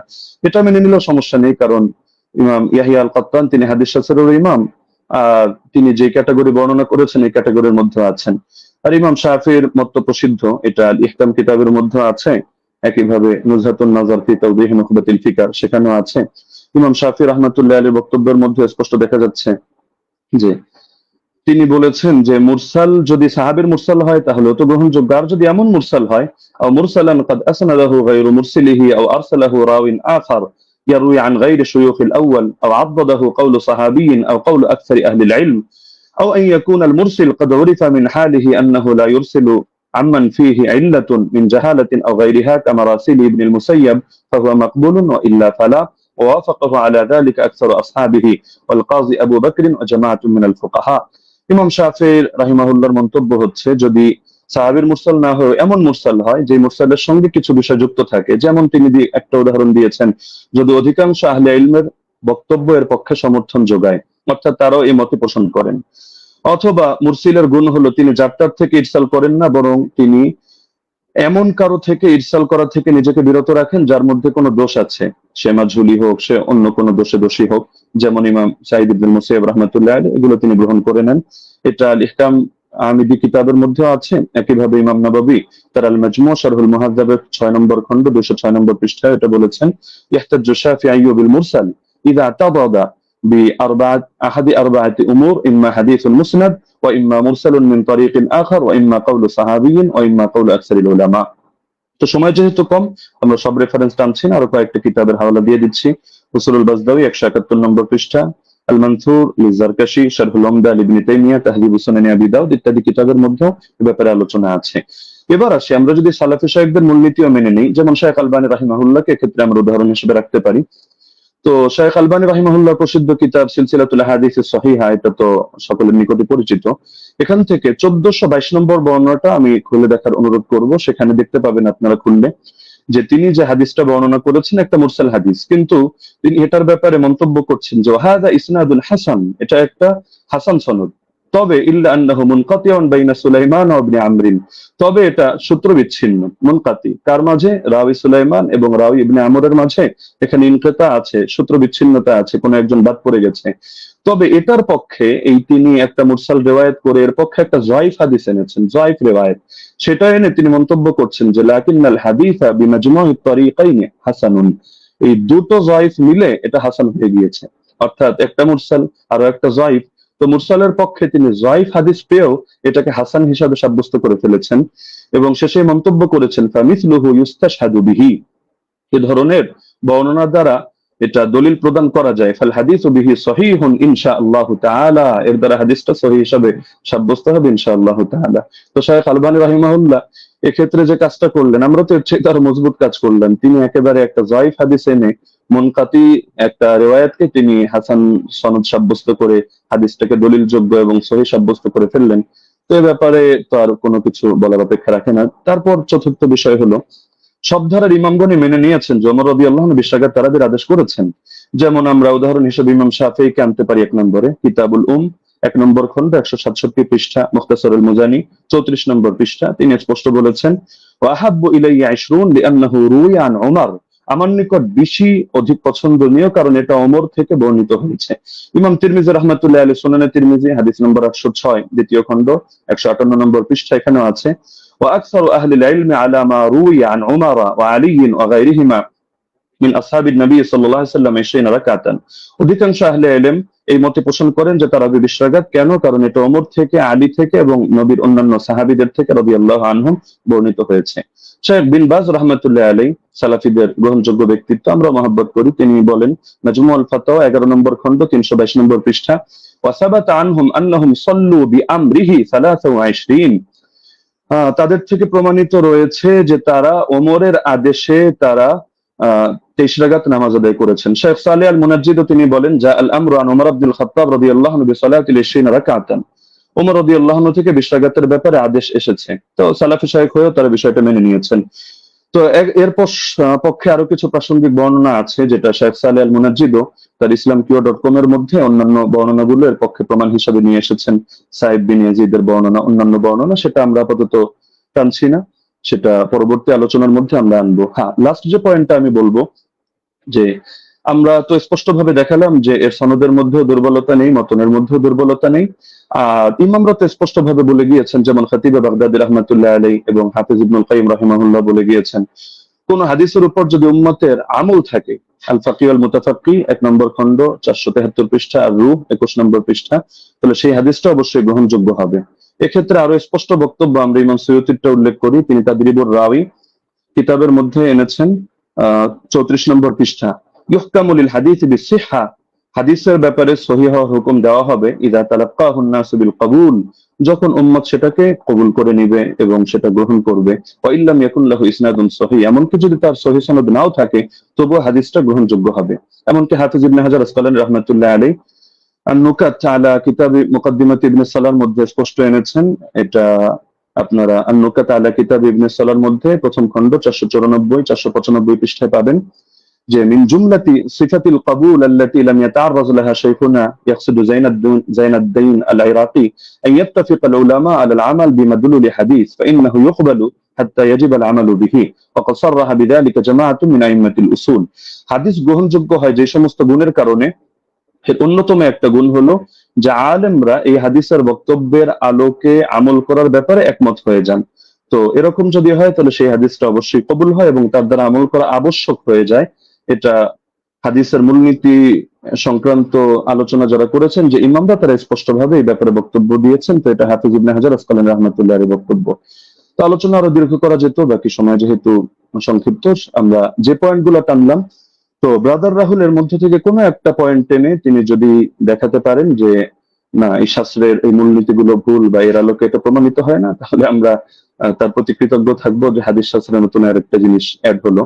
তো সুতরাং আমরা শাস্ত্রের আলোকে দেখিয়ে দিলাম যে না, ইমাম ওমর রাদিয়াল্লাহু তাআলা আনহু তিনি 20 রাকাত তারাবির আদেশ করেছেন। জাযাকুমুল্লাহু খাইরান। জি, আপনাকে অনেক অনেক ধন্যবাদ মুফতি আলী হাসান ওসামা, আপনি যথাসময় শেষ করেছেন। বাদ বাকি আমি এখানেও বলে দিই যে 10 সেকেন্ড আমাদের কস্ট হয়েছে, 10 সেকেন্ড ওসামা সাহেব বেশি পেয়েছেন। বাদ বাকি আমাদের এটা নিয়ে কোনো সে নেই আশা করি। যাই হোক, আমরা এখন যাব খণ্ডন পর্বে, এবং খণ্ডন পর্বে প্রথম 15 মিনিট আলোচনা করবেন মুহতারাম ব্রাদার রাহুল হোসেন, এবং আমি আপনার কাছে যাব, আপনি বললে আমি আপনার টাইমটা শুরু করব। আপনি মিউট হয়ে আছেন। জি, একটা স্লাইড আমি পাঠিয়েছি, এটা শো করতে হবে। স্লাইড স্লাইড এটা কি একটু দেখবেন please। এটা কি স্লাইড আপনার? জি জি জি জি জি জি জি এটাই। জি, আপনি বললে আমি টাইমটা স্টার্ট করব। ওকে, Just টাইম এক নাও, মিনিট। স্টার্ট। জি, 40 মিনিট সেকেন্ড। আলহামদুলিল্লাহ, সমস্ত প্রশংসা আল্লাহ সুবহানাহু ওয়া তাআলার জন্য। আমাদের প্রথম পর্ব শেষ হয়েছে। তো মূল বিষয় হচ্ছে এতক্ষণ আপনারা দেখলেন যে আমাদের উস্তাদজি তিনি তার প্রেজেন্টেশনে 20 টাকার তারাবির পক্ষে তিনি দলিল উপস্থাপন করেছেন। তবে আমি হতাশ হয়েছি। হতাশ এইজন্য হয়েছি যে 8 টাকাতের পক্ষে আমরা যে হাদিসটা পেশ করেছি মুয়াত্তা মালিক থেকে মাত্র 4 টে সনদে। সনদের মধ্যে না কোনো দুর্বলতা আছে, না সনদের মধ্যে কোনো রাবির উপরে আপত্তি আছে, না সনদের মধ্যে কোনো ইনকেতা সূত্র বিচ্ছিন্ন হয়েছে। এবং আমি ওস্তাদজিকে আমার 8 টা প্রশ্নের মধ্যে 5 নম্বর প্রশ্ন ছিল এইটা যে এমন একটি দলিল পেশ করবেন যেখানে সূত্র কোনো ছিন্ন হয়নি, বিচ্ছিন্ন হয়নি, ইনকেতা নেই। সনের মধ্যে কোনো মুনকাতি কোনো সনদ পেশ করবেন না। দুর্ভাগ্যজনক হলে সত্য কথা, আজকে তিনি প্রথম যে দলিলটা পেশ করেছেন তিনি একটা মুনকাতি একটা দলিল পেশ করেছেন, সূত্র বিচ্ছিন্ন একটা দলিল পেশ করেছেন। এবং এখানে ইয়াহিয়া সাইদ আল কাত্তান থেকে যে রাত পেশ করেছে মুসান্নাফ ইবনে আবি শাইবা থেকে আপনারা দেখেছেন। তো এখানে মুসান্নাফ ইবনে আবি শাইবাতে ইয়াহিয়া সাইদ আল কাত্তান তিনি দাবি করছেন বা বলছেন ইবনে ইয়াজিদ থেকে যে ওমর রাদিয়াল্লাহু তাআলা জামানায় 20 টাকা তারাবির আদেশ দিয়েছে। আমার প্রশ্ন আবারও 9 নম্বর প্রশ্ন একটা যোগ হয়ে গেল। কাকে আদেশ করেছে? কাকে নাম বলতে হবে। মুয়াত্তা মালিকের রিওয়ায়াতে পরিষ্কারভাবে আছে। কাকে আদেশ করেছিলেন? 8 টাকাতের পক্ষে ওমর বিন খাত্তাব, সেটা হচ্ছে উবাই বিন কাব আর তামিম আদ-দারিকে। উস্তাদজি যে 20 রাকাতের আদেশের ওমর বিন খাত্তাব থেকে নিয়ে এসেছে, প্রথমত সনদটা ইনকেতা আছে, সূত্র বিচ্ছিন্ন। ওমর বিন খাত্তাবের রাদিয়াল্লাহু তাআলা জামানা পর্যন্ত সাইদ আল কাত্তাব তিনি পান নাই। আর দ্বিতীয়ত এই হাদিসের মধ্যে আমার দ্বিতীয় একটা প্রথম আরেকটা প্রশ্ন যুক্ত হয়ে যায় যে এখানে কাকে নির্দেশ দিয়েছে, কোন সাহাবীকে, সাহাবীর নাম বলতে হবে। এই পয়েন্টটাকে নোট করে আমি রিবাটাল সেশনে উস্তাদজির কাছে জবাব আমি আশা করছি।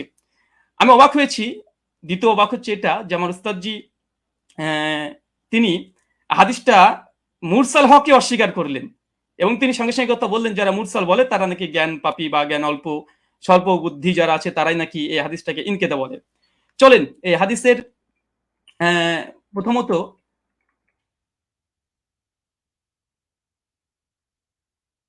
আচ্ছা প্রথম হচ্ছে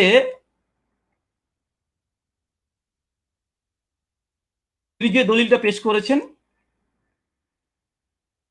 মুনকাতি হাদিস, এই হাদিস নাকি মুরসাল তিনি অস্বীকার করেছেন, ইনকারের সনদ বিচ্ছিন্ন। অথচ আমরা দেখছি দেখেন এটা হচ্ছে আসরুস সুনান, আল্লামা নিমবি হানাফি তার একটি কিতাব, তার আসরুস সুনানের 779 নম্বর হাদিসে দেখেন ইয়াহিয়া সাইদ থেকে ওই রিওয়ায়াতটা এসেছে যেটা উস্তাদ জি মুসান্নাফ ইবনে আবি শাইবা থেকে পড়েছেন।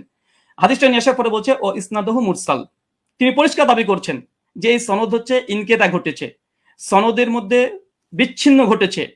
ইয়াহিয়া সাইদ আল কাত্তান রাহিমাহুল্লাহ তিনি ওমর বিন খাত্তাবের জামানা পাই নাই, আর তিনি এটাকে পুরোটাকে অস্বীকার করে দিলেন। আমি এটা খুব আশ্চর্য হয়েছি। তারপরে যদিও তিনি এখানে কবিন শব্দটা লিখে দিয়েছেন যে যদিও মুরসাল সূত্র বিচ্ছিন্ন তবে নাকি শক্তিশালী। আর একটা প্রশ্ন যুক্ত হয়ে গেল, উস্তাদজিকে বলবো হাদিস সহিহ হওয়ার জন্য কয়টা শর্ত? সমস্ত মুসলিম উম্মার ইজমা আছে হাদিস সহিহ হওয়ার জন্য 5টা শর্ত, এবং প্রথম যে শর্ত সেটা হচ্ছে সনদ মানে একদম মুত্তাসিল হতে হবে। সনদের মধ্যে কোনো যেন বিচ্ছিন্নতা না ঘটে, কোনো ইনকেতা না ঘটে, সূত্র যেন বিচ্ছিন্ন না হয়। এর যে হাদিস সহিহ হওয়ার জন্য এটা হচ্ছে ইজমাই শর্ত। সে হানাফি বলেন, আহলে হাদিস, শাফি, মালিকি যেই বলেন, সমস্ত উম্মত একমত হাদিস 5টা শর্তে সহিহ হয়। প্রথম শর্ত হচ্ছে ইত্তেসাল হতে হবে, মুত্তাসিল হতে হবে, সনদ যেন একদম কোনো মাঝখান থেকে চেঞ্জ যেন ব্রেক না করে। অবাক হলাম, তিনি এই হাদিস একটা মুরসাল হাদিস তিনি নিজে প্রথমে স্বীকার করে নিয়েছেন কয়েকবার, আবারও স্বীকার করতেও যাচ্ছেন না। অথচ এখানে আসরুস সুনানে আল্লামা নিউভি হানাফি রাহিমাহুল্লাহ তিনি পরিষ্কার দাবি করে নিয়েছেন এই হাদিসের মধ্যে ইনকেতা ঘটেছে, এটা মুরসাল হাদিস, সূত্র বিচ্ছিন্ন হাদিস, তবে কওয়িন, তবে সনদের যে রাবিগুলো আছে এরা শক্তিশালী। হাদিস সহিহ হওয়ার জন্য যেহেতু রিজাল শাস্ত্রের আলোকে এবং হাদিস শাস্ত্রের আলোকে আমাদের দলিল উপস্থাপন করতে হবে। তো হাদিস সহিহ হওয়ার জন্য ওস্তাদ দেখেছি আমার জানার জন্য প্রশ্ন, বিনয়ের সঙ্গে প্রশ্ন, মানে মুত্তাসিল হওয়া এটা শর্ত কি শর্ত একটু জানাবেন 5টা শর্তের মধ্যে। আর এই সনদের মধ্যে যে মুত্তাসিল, এই সনদের মধ্যে বিচ্ছিন্নতা ঘটেনি, এটা প্রমাণ পেশ করবেন। চলুন এই দেখেন ইয়াহিয়া সাইদ আল আনসারীর এই বর্ণনাকে বাংলাদেশের জগৎ বিখ্যাত আমাদের আলী হোসেন ওসামা জিরো উস্তাদ জি হবে আমার জানা মতে, না হলেও রুহানি উস্তাদ হবে। দলিশ নামাজের মাসাল এই বইটা মোটামুটি 4 জন আলেম মিলে লিখেছে, এক মৌলানা তাহিদুল মাওলা, আব্দুল মালিক সাহেব, আব্দুল মতিন সাহেব এবং আবু আকাস মৌলানা, 4 জন মিলে বইটাকে রচনা করেছে। এই তারাবির মাসালাতে 410 নম্বর এবং 411 নম্বর পৃষ্ঠাতে এই দলিলটা নিয়ে এসেছে নিয়ে আসার পরে এই দলিলটাকে সামনে রেখে তিনি বলছেন যে মুসানাফের এই দলিলটা এই বর্ণনাটির সনদ সহি, তবে ইয়াহিয়া সাইদ যেহেতু হযরত ওমরের যুগ পাননি, আবার কার কাছ থেকে শুনেছেন তাও বলেনি, এই কারণে এটিকে মুনকাতি সূত্র বিচ্ছিন্ন বলা হয়। তার মানে আমাদের 4 জন সহ লেখা দলিল সহ নামাজের মাসাল এ বইটা, মানে আমরা 5 জনের মত পেয়ে গেলাম মোটামুটি, যে হানাফি ভাইদের এবং দেওবন্দীদের ঘটনারই এই সনদকে মুনকাতি সূত্র বিচ্ছিন্নটা স্বীকার করে নিয়েছে। যদি এরা যদি মূর্খ হয়, আল্লাহু আলম বিসব, হতে পারে, আমি এখানে কোনো কমেন্ট করব না। তারপরে তিনি ওসামা উস্তাদজি তিনি যে কথাগুলো বলেছেন, টেনে হিসড়ে হাদিসটাকে আবার মানে হাসান করার চেষ্টা করছে। তো মূল কথা, সনদের মধ্যে বিচ্ছিন্নতা ঘটেছে এবং হাদিসটার মধ্যে ইনকিতা ঘটেছে। আর বারবার উস্তাদজি বলছে হাদিসটা মুরসাল, আসলে হাদিসটা মুরসাল না মুনকাতে, কারণ এই হাদিসটা মুরসাল হলে নবীর দিকে নিসবত হতো। যখন নবীর দিকে নিসবত না, এটা ওমরের দিকে নিসবত হয়েছে, যে ওমর আদেশ করেছে, তা হাদিসটা মুরসাল নাই, বরং এখানে ইনকেতা বলাটাই বেশি যৌক্তিক, মুনকাতি এই হাদিস। তার জন্য এখানে আরেকটা পয়েন্ট দেখে নিন। মুনকাতে হাদিসের ব্যাপারে উস্তাদজি অনেকগুলোই দলিল উপস্থাপন করলেন এবং বিভিন্ন আলেমদের ফতোয়া তিনি নকল করে বোঝানোর চেষ্টা করছিলেন বারবার, যে দেখেন মুনকাতে হাদিসকে অনেকে হাদিসে বা মুরসাল হাদিসকে অনেকেই সহিহ বলার চেষ্টা করছে, এমনকি শেখ আলবানিও বলার চেষ্টা করেছে, তিনি দলিল উপস্থাপন করেছেন। দেখেন, এটা তাইসুল মুস্তাহুল হাদিস, এটা হানাফি আলেম সকলেই মানে, এটা বাংলাদেশ থেকে কওমি ঘরানার তারাই ছাপিয়েছে বইটা, রকমারিতে অ্যাভেলেবেল পেয়ে যাবেন। এখানে দেখেন মুনকাতে হাদিসের উদাহরণ একটা দেওয়ার পরে বলছে মুনকাতে হাদিসের হুকুম কি, বলছে উলামায়ে কেরাম এ বিষয়ে একমত, মানে ইজমা দাবি করছে। বিলুপ্ত রাবি অবস্থা অজ্ঞতা থাকার কারণে মুনকাতে হাদিস জয়ীফ হিসেবে গণ্য। এখানে একটা সংক্ষিপ্ত সাধারণ শ্রোতার জন্য বলি, যে ইয়াহিয়া সাইদ আল কাত্তান তার ওমর বিন খাত্তাবের জামানায় পায়নি, ওমর বিন খাত্তাবের মৃত্যুর প্রায় 40 থেকে 50 বছর পর এই রাবি জন্মগ্রহণ করেছে। ওমর বিন খাত্তাব জামানায় পায়নি। তিনি কিভাবে বলে দিলেন যে ওমরের জামানাতে অমুক ব্যক্তি, আবার নাম উল্লেখ নেই যে কাকে নির্দেশ দিয়েছে, নাম উল্লেখ নেই হাদিসে, যে 20 টাকাতের আদেশ করেছে। এখন যদি কেউ দাবি করে যে পাকিস্তানি আমলে ব্রিটিশদের সঙ্গে অমুক ব্যক্তি এবিসি ও দালালি করেছে, আজকের যুগের কোনো মানুষ যদি দাবি করে দেয়, হয়তো তার যুগও আমি পাইনি, পাকিস্তানি আমল আমি পাইনি, যে দাবি করে দেয়, এই দাবিটা কেমন যৌক্তিক হতে পারে? ঠিক এই হাদিসের সঙ্গে সেটাই ঘটেছে। যিনি বর্ণনা করছেন ওনার সঙ্গে ওমর বিন খাত্তাবের জামানায় তিনি পাননি, ওমর বিন খাত্তাবের মৃত্যুর প্রায় 40 থেকে 50 বছর পর এই ব্যক্তি জন্মগ্রহণ করা হচ্ছে। আর মুনকাতে হাদিসের, এটা মুস্তালাহুল হাদিসের স্পষ্ট দলিল এখানে বিদ্যমান যে মুনকাতে হাদিস এটা জয়ীফ হয়। আচ্ছা, এরপর একটা দেখেন, মুরসাল হাদিস বিষয়েও এই মুস্তালাহুল হাদিসের মধ্যে আসছে পরিষ্কারভাবে।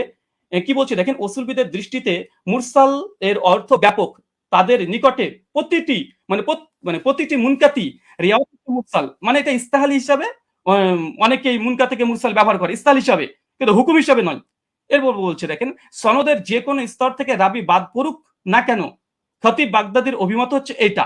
এরপরে হুকুম বলছে, কি বলছে দেখেন, যে প্রকৃতপক্ষে মুরসাল হাদিসের জয়ীফ, যদি উস্তাদজি এটা অস্বীকার করতেন না এটা মুনকাতে হাদিস না, এটা মুরসাল হাদিস, যদি অস্বীকার করে দিয়েছিলেন, তাদের ঘর থেকে দেখানো হচ্ছে হাদিসটা তারা মুনকাতে স্বীকার করে নিয়েছে, দৈশ নামাজের মাসালাতে মুনকাতে স্বীকার করেছে, আর আসারুস সুন্নাতে নিমবি তিনি মুরসাল স্বীকার করে নিয়েছেন। আচ্ছা, তারপরেও যদি ওসামা সাহেব বারবার এটাকে মুরসাল এটা অস্বীকার করেও এটা নিয়েই বারবার আলোচনা করে, মুরসাল হাদিসের ব্যাপারে হুকুম কি দিচ্ছে দেখেন, যে প্রকৃতপক্ষে মুরসাল হাদিসের জয়ীফ এবং বর্জনীয়, পরিষ্কার। আচ্ছা চলেন, এটা সহিহ মুসলিম মুকদ্দমা উঠে দেখবেন, এটা ইসলামিক সেন্টার থেকে ছাপানো, আরবিটাও আপনারা ভালোভাবে পড়তে পারবেন। এবং এখানে ইমাম মুসলিম রাহিমাহুল্লাহ তিনি পরিষ্কার মুরসাল হাদিসের একটা বাব কায়েম করেছে। বাব কায়েম করার পরে ইমাম মুসলিম সহিহ মুসলিম রচনার পূর্বে মুকদ্দমা শুধু রাসূলের হাদিস দিয়ে তিনি একদম পালাতে রেখেছেন। তার মধ্যে মুরসাল আলোচনা করতে গিয়ে তিনি বলছেন যে মুরসাল রিওয়ায়াত হাদিস সময়ের ব্যাপারে আমাদের মুহাদ্দিসদের, মানে মুহাদ্দিসগণের কেরামের অভিমত হচ্ছে মুরসাল হাদিস হুজ্জাত দলিল হিসেবে পরিগণিত হবে না।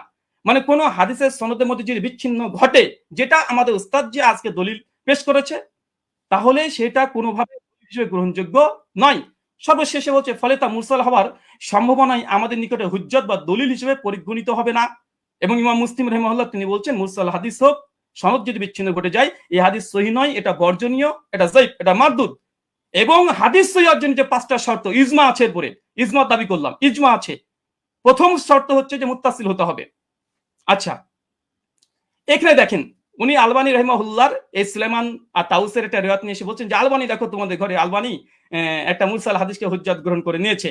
আমি একই টিট ফর ট্যাট দিয়ে দিলাম উস্তাদজিকে, যে দেখেন আপনাদের দলিল নামাজের মাসাল বইয়ে আহলে হাদিসদের একটা দলিল খণ্ডন করতে গিয়ে এখানে মৌলানা আব্দুল মালিক সাহেব, আব্দুল মতিন সাহেব এবং তামহিদুল মাওলা সাহেব আরো 4 জন বড় বড় বিজ্ঞ ওলামা, তারা কি বলছে, এই হিসাবে সুলাইমান ও তাউসের মাঝে আরেকটি বিচ্ছিন্নতা সৃষ্টি হয়েছে, মানে সূত্র বিচ্ছিন্ন হয়েছে, যার কারণে হাদিসটা হাসান, মানে সহিহ তদুর কিবা হাসান হওয়া দুষ্কর হয়ে পড়েছে।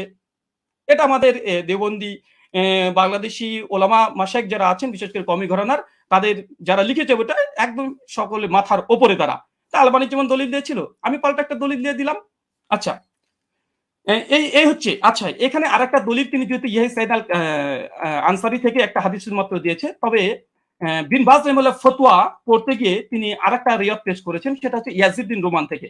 দেখেন 2 নম্বর যে দলিলটা দিয়েছে একই অবস্থা, ইয়াজিদ বিন রোমানের দলিলটাও এটাও ইনকেতা, সনদ বিচ্ছিন্ন হয়েছে। এবং আমার চ্যালেঞ্জ ছিল উস্তাদজিকে, বা আমার অনুরোধ ছিল যে উস্তাদজি এমন একটা দলিল পেশ করবেন যার মধ্যে কোনো বিচ্ছিন্নতা ঘটেনি, কোনো ইরসাল হয়নি, এবং এমন একটা হাদিস পেশ করলেন যে হাদিসে কাকে যে আদেশ করা হয়েছে তার নাম উল্লেখ নেই, অথচ মুয়াত্তা মালিক আলহামদুলিল্লাহ সনদের মধ্যে কোনো ইরসাল নেই, ইনকেতা ঘটেনি, সনদের মধ্যে কোনো রাবির উপরে জাররা পরিমাণে কোনো জারা নেই, সনদে কোন ব্যক্তিকে কোন সাহাবী ওমর বিন খাত্তাব 8 টাকা তারাবির আদেশ করেছে সেটাও মজুদ আছে আলহামদুলিল্লাহ। কিন্তু আমাদের উস্তাদজি 15 মিনিট সময় নিয়ে তিনি মাত্র একটা দলিল পেশ করেছেন, বিন বাজের ফতোয়াতে এই ইয়াজিদ বিন রোমানের এর অর্থে চলে এসেছে। এটাই একই অবস্থা। কি বলছেন দেখেন, 200 নামাজের মাসালাতেই বলছে, কি বলছে, এটিও একজন তাবিজ সাক্ষ্য, মুহাদ্দিসগণের পরিভাষা অনুযায়ী বা এটাকে মুনকাতি মুরসাল বলা হয়, কারণ ইয়াজিদ ইবনে রোমান হযরত ওমরের যুগ পাননি, একই সমস্যা, এটাকে যঈফ বলা উচিত নয়। তারপরে মাসলাকে হানাফির নিকটে যেহেতু মুরসাল হাদিস হুজ্জাত, যঈফ হাদিস হুজ্জাত, ফজিলতের ক্ষেত্রে যঈফ হাদিস হুজ্জাত, তার মানে এখান থেকে বোঝা গেল যে আহলে হাদিসরা যে দলিল পেশ করেছে আলহামদুলিল্লাহ এর মধ্যে কোনো বিচ্ছিন্নতা নেই। আমাদের হানাফি ভাইদের পক্ষ থেকে যে দলিলটা আমরা পেয়েছি প্রথম পর্বেই, কারণ প্রথম দলিল মানে মজবুত দলিল দেয় মানুষ, প্রথম যেটা দেয় সেটা মজবুতই দেয়, কিন্তু দুর্ভাগ্য সনদের মধ্যে বিচ্ছিন্নতা ঘটে গেছে, সনদের মধ্যে ইনকেতা ঘটে গেছে, মাকড়সার জালের মতো দুর্বল একটা সনদ দিয়ে এটাকে আজকে দাবি হিসাবে দলিল পেশ করা, ওস্তাদজির কাছে আমি বিষয়টা একটু কেমন ভাবে মনে হচ্ছে, যেটা কেমন ঘটে গেল, যে প্রথম সনদেই এরকম একটা ঘটনা ঘটে যাবে। আচ্ছা, 2 নম্বর, আমার উস্তাদজি জাস্ট 2টো দলিলই পেশ করেছে তার প্রেজেন্টেশনে, 2টো দলিল এখানে আমি খণ্ডন করেছি। তাছাড়া তিনি আদার্স যে কথা না, তিনি তেমন কোনো কথা বলেনি, 2টো হাদিস নিয়ে, আর মুনকাতে হাদিস হুজ্জাত বা মুরসাল হাদিস হুজ্জাত তিনি এই বিষয়ে কথা বলতে চেয়েছেন। আমিও দেখিয়েছি যে ইমাম মুসলিমের নিকটে মুরসাল মুনকাতে হাদিস মানে গ্রহণযোগ্য নয়। তাছাড়া দলিল নামাজের মাসালাতে স্বয়ং আব্দুল মতিন সাহেব একটা সূত্র বিচ্ছিন্ন হওয়ার কারণে আহলেসের একটা দলিলকে বাতিল ঘোষণা করে দিয়েছে, হাসান হওয়া দুষ্কর বলে দিয়েছে।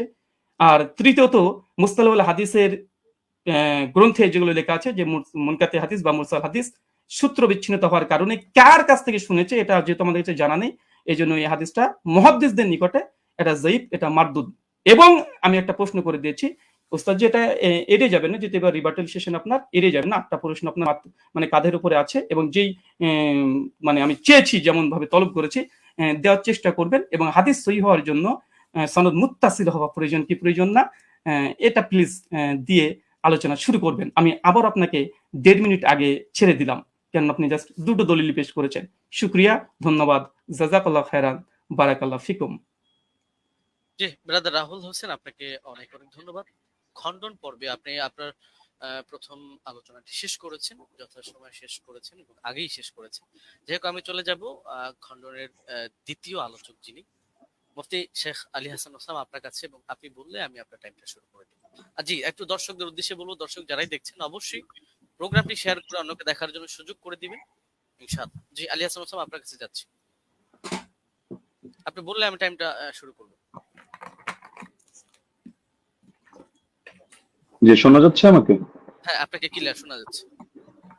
আচ্ছা, জি, শুরু করতে পারেন। জি, 7 7 8 9 10 সেকেন্ড। জি, ওকে। হামিদান ওয়া মুসাল্লিয়ান ওয়া মুসাল্লিমা আম্মা বা'দ। শাস্ত্রীয় ব্যক্তি ছাড়া আসলে শাস্ত্রীয় আলোচনাটা একটু জটিল ব্যাপারই, যে যতটুকু পরে তার আলোকে গোটা দুনিয়াটাকে মূল্যায়ন করে। তো আমরা যে আলোচনাগুলো করেছি সবগুলো শাস্ত্রীয় মূলনীতিকে উনি এড়িয়ে গিয়ে আমাদের ব্রাদার রাহুল ভাই তিনি হলো অন্যান্য এদিক সেদিকের কথা টেনে এবং মজার একটা ব্যাপার হলো উনি কি বলবেন আমরা মোটামুটি সবই এক থেকে আইডিয়া করতে পেরেছি, লেকিন আমি যেগুলো বলেছি এটা হয়তো ওনার আনকমন পড়ে গেছে, উনি যার কারণে বিষয়গুলো স্কিপ করে গেছেন। হাতে সময় ছিল, তিনি খণ্ডন করতে পারতেন। তো কি কি স্কিপ করেছেন আর এই খণ্ডন পর্বে যে অসঙ্গতি গুলো বলেছেন, এটা নিয়ে তো আমি নেক্সট পর্বে আলোচনা করবো। আগে ওনার কেস প্রেজেন্টেশনের মধ্যে উনি যে কথাগুলো বলেছেন আমরা সেটার মূল্যায়নে আসি। একটা কথা তো তিনি গর্বের সাথে বললেন যে হাদিস সহি হওয়ার জন্য 5টা শর্তের ব্যাপারে ইজমা আছে, যে অবশ্যই একমত, ইজমা আছে। তো যার কারণে 3টা জিনিস দেখতে হয় সনদে, 2টো জিনিস দেখতে হয় মতনের মধ্যে, অর্থাৎ মূল টেক্সটের মধ্যে। আপনি দীর্ঘ 15 মিনিট নিয়ে খুব গর্বের সাথে বুক ফুলিয়ে ফুলিয়ে অনেকগুলো কিতাবের রেফারেন্সের আলোকে আপনি শুধু সনদের সৌন্দর্য তুলে ধরেছেন, একেবারে কি কি ফজিলত আছে এটা তুলে ধরেছেন, মতনের বিষয়টা স্কিপ করে গিয়েছেন, আর প্রশ্ন তো কিছু ছড়িয়ে দিয়েছেন। তো আমরা কিছু প্রশ্নের জবাব আমাদের কথার মধ্যে অটো চলে আসবে, বাকিগুলো আমরা আলোচনায় আনবো যেগুলো প্রাসঙ্গিক। আচ্ছা, এখন আমরা আগে মূল আলোচনায় আসি। একটু বোঝার সুবিধার্থে একটু কথাটা শুরু থেকে টানি। ওমর রাদিয়াল্লাহু তাআলা আনহু থেকে তারাবির রাকাত সংখ্যার বর্ণনাকারী 6 জন রয়েছেন। এর মধ্যে একজন তো সাহেব বিন ইয়াজিদ রাদিয়াল্লাহু তাআলা আনহু, আমরা তার প্রসঙ্গে আসছি। আর এছাড়াও আরো বাকি 5 জন রয়েছেন, যাদের 5 জনের প্রত্যেকেই সংখ্যাটা তারাবির রাকাত সংখ্যা 20 বলে উল্লেখ করেছেন। ইয়াজিদ বিন রুমান তিনি 23 বলেছেন, বেতের সহ মুয়াত্তা মালিকে আছে। আব্দুল আজিজ বিন রুফাই 20 বলেছেন, মুসান্নাফ ইবনে আবি শাইবা আছে। উবাই বিন কাব 20 বলেছেন, মুসনাদে আহমদ বিন মানিতে আছে। ইয়াহইয়া ইবনে সাঈদ 20 বলেছেন, আমরা আগে উল্লেখ করেছি। মুহাম্মদ বিন কাব কুরাজি 20 বলেছেন, কিয়ামুল লাইল মারওয়াজির মধ্যে আছে, ইত্যাদি। এখন বাকি থাকলো শুধু সাহেব বিন ইয়াজিদের কথা। সাহেব বিন ইয়াজিদ থেকে তার 3 জন শাগরেদ এই বিষয়ক হাদিস বর্ণনা করেছেন। একজন হল ইয়াজিদ বিন খুসাইফা, তিনিও 20 বর্ণনা করেছেন, সুনানে কুবরা বাইহাকিতে আছে। দ্বিতীয় হারিস বিন আব্দুর রহমান বিন আবি যুবাব, তিনি 23 বর্ণনা করেছেন, অর্থাৎ বেটের সহ, এটা মুসান্নাফে আব্দুর রাজ্জাকে আছে। আর 3 নম্বর হলো মোহাম্মদ বিন ইউসুফ, যে সূত্রটা টেনে তিনি গর্বের সাথে বলেছেন যে একমাত্র আমরা একটা দলিল দিলাম, বাকি দলিলগুলো আমরা পরে আনবো। বাস্তব কথা হলো ওমর রাদিয়াল্লাহু আনহু 11 আদেশ করেছেন এই মর্মে, অন্য কোনো বিশুদ্ধ দলিল তিনি আদৌ আনতে পারবেন কিনা এটাই চিন্তার বিষয়। তো এখন যে মোহাম্মদ বিন ইউসুফ সূত্রে তিনি আনলেন, সেই মোহাম্মদ বিন ইউসুফ থেকে এই সংক্রান্ত হাদিসটা বর্ণনা করেছেন 5 জন। এখন 5 জনের মধ্যে রেওয়ায়েতে কারোর সাথে কারোর মিল নেই, এক একজন এক একভাবে রেওয়ায়েত করেছেন। এর মধ্যে সবচেয়ে মজার বিষয় হলো তিনি যে সনদটা এনেছেন, এখানে তো ইমাম মালিক রাহমাতুল্লাহ আলাইহি তার সূত্রে বয়ান করেছেন 11 রাকাত। এরকম আরো 2-1টা বর্ণনা আছে, কিন্তু দেখা যাচ্ছে মোহাম্মদ বিন ইসহাক রাহমাতুল্লাহ আলাইহি তিনি বর্ণনা করেছেন এই মোহাম্মদ বিন ইউসুফ থেকে 13 রাকাতের কথা, যেটা মুসনাদে আহমদ বিন মানিতে আছে। এছাড়া দাউদ বিন কায়েস রাহমাতুল্লাহ আলাইহি তিনি এবং আরো অনেকে 21 রাকাতের কথা বর্ণনা করেছেন, যেটা মুসান্নাফে আব্দুর রাজ্জাকে বিশুদ্ধ সনদে আছে। যদি এটা সনদ নিয়ে চ্যালেঞ্জ করেন আমরা তাহলে সনদের আলোচনায় আসবো। তো দেখা যাচ্ছে মতনের মধ্যে মিল নেই, মতনের মধ্যে এখানে সমস্যা বিদ্যমান। সব শাগরেদরা বলছে একভাবে, কিন্তু মোহাম্মদ বিন ইউসুফ থেকে এসে দেখা যাচ্ছে যে এখানে সনদের মধ্যে যদিও যারা বয়ান করেছেন সনদের বিশুদ্ধতা আছে, এটা নিয়ে আমি আপত্তি করছি না, কিন্তু হাদিস সহিহ হওয়ার জন্য যদি 5টা শর্ত, শুধু সনদ ঠিক থাকলেই হবে না। এমন বহুত হাদিস আছে সনদ সুন্দর, কিন্তু তার ইসের মধ্যে মতনের মধ্যে সমস্যা আছে। তো এখানে মতনের মধ্যে যে ঝামেলাটা হয়েছে এটাকে ইস্তেরাব বলে। ইস্তেরাব মানে হলো যে কোথায় 21 রাকাতের কথা আর কোথায় হলো 11 রাকাতের কথা, আবার কোথায় 13 রাকাতের কথা। যদিও 13 নিয়ে একটা ব্যাখ্যা ওনারা দাঁড় করানোর চেষ্টা করেন ধারণা প্রসূত ভাবে, তো সেটা আপাতত বাদই দিলাম। তো 21 রাকাত আর 11 রাকাত সম্পূর্ণ ভিন্ন কথা, কিন্তু মূল বর্ণনাকারী একজন। তো এখন হাদিসের মধ্যে যদি ইস্তেরাব করে দেওয়া হয় তাহলে হাদিসটা দুর্বল হয়ে যায়। এটা তাদরিবুর রাওয়ি বিশরহি তাকরিবুন নওয়াবী পৃষ্ঠা 133 এর মধ্যে স্পষ্টভাবে লেখা আছে, ইস্তেরাব ইউজিবু বাফাল হাদিস। তাহলে স্পষ্ট এটা যে এখানে বর্ণনাকারী যারা রয়েছেন তারা যদিও সহিহ মানের, কিন্তু মতনের মধ্যে মুস্তারিব ইস্তেরাব থাকার কারণে হাদিসটা গর্বের সাথে যদিও সহিহ বলার চেষ্টা করছেন, কিন্তু হাদিসটা মতনগত কারণে এটা সহিহ না, বরং এটা যায়িফ হাদিস। এটা হেলাউ সুনানের মধ্যে 7ম খন্ড 145 146 স্পষ্টভাবে লম্বা চওড়া আলাপ আছে। শেখ জাফর আহমদ উসমানী রাহমাতুল্লাহ আলাইহি লিখেছেন, হাদা আসারুন মুস্তারিবুল মাতনি উখতুলিফা ফিহি আলা মুহাম্মদ ইবনে ইউসুফ। বলতে বলতে তিনি গিয়ে শেষে জানাচ্ছেন, ওয়াহাদা ইখতিলাফুন ইউসকিতুল ইহতিজাজ বিল আসার। এই জাতীয় ইখতিলাফ থাকলে এটা আসর দিয়ে আর দলিল দেওয়া যায় না, এটা দলিল অযোগ্য হয়ে যায়। তো এখানে ভুলটা কে করেছেন? ভুলটা মূলত ইমাম মালিকও করেননি, ইয়াহইয়া ইবনে সাঈদ কাত্তানও করেননি। ভুলটা হয়েছে এখানে অসঙ্গতিটা প্রকাশ পেয়েছে মোহাম্মদ বিন ইউসুফ থেকে, যদিও তিনি উচ্চ পর্যায়ের রাবী, কোনো সন্দেহ নেই, কিন্তু এক এক সময় তিনি এক এক ভাবে বয়ান করেছেন।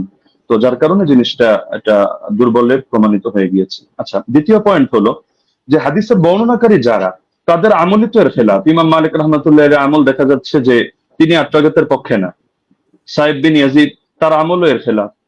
একইভাবে যাকে আদেশ করেছেন বলে তিনি উল্লেখ করলেন যে দুজনের নামের মধ্যে উবাই বিন কাব রয়েছে, উবাই বিন কাবের ব্যাপারেও আছে যে না, তার আমলের খেলাফ। ইমাম মালিক রহমতুল্লাহ আলী প্রসঙ্গে লম্বচর আলোচনা করা যাবে তার মাযহাবের সরাসরি তার শাগিরদের রেফারেন্স দিয়ে। এবং এর বাইরে যে মতগুলো প্রচারিত আছে, মূলত আমি সহজে বলে দিই যে তার থেকে দুইটা মত আছে, এক হলো বিশ্বগাতের কথা, এক হলো 36 রাগাতের কথা। বিশ্বগাতের কথা ইমাম ইবনে আব্দুল বার রহমতুল্লাহ আলী নকল করেছেন, এবং তার মাযহাবের কোন কোন কিতাব যেমন দুসুকের মধ্যে, আনোয়ারের সাথিয়ার মধ্যে এটা আছে। বাকি 36 রাগাতের কথাটাই তার থেকে সবচেয়ে বেশি প্রসিদ্ধ এবং মুতাবার। তাহলে দেখা যাচ্ছে যে তার আমলের ব্যতিক্রম। এটা বিদায়াতুল মুস্তাহিদ 1 নম্বর খণ্ড 214 নম্বর পৃষ্ঠা উদাহরণ হিসেবে দেখা যেতে পারে, আরো প্রচুর রেফারেন্স আছে, প্রয়োজন হলে আমরা দেব।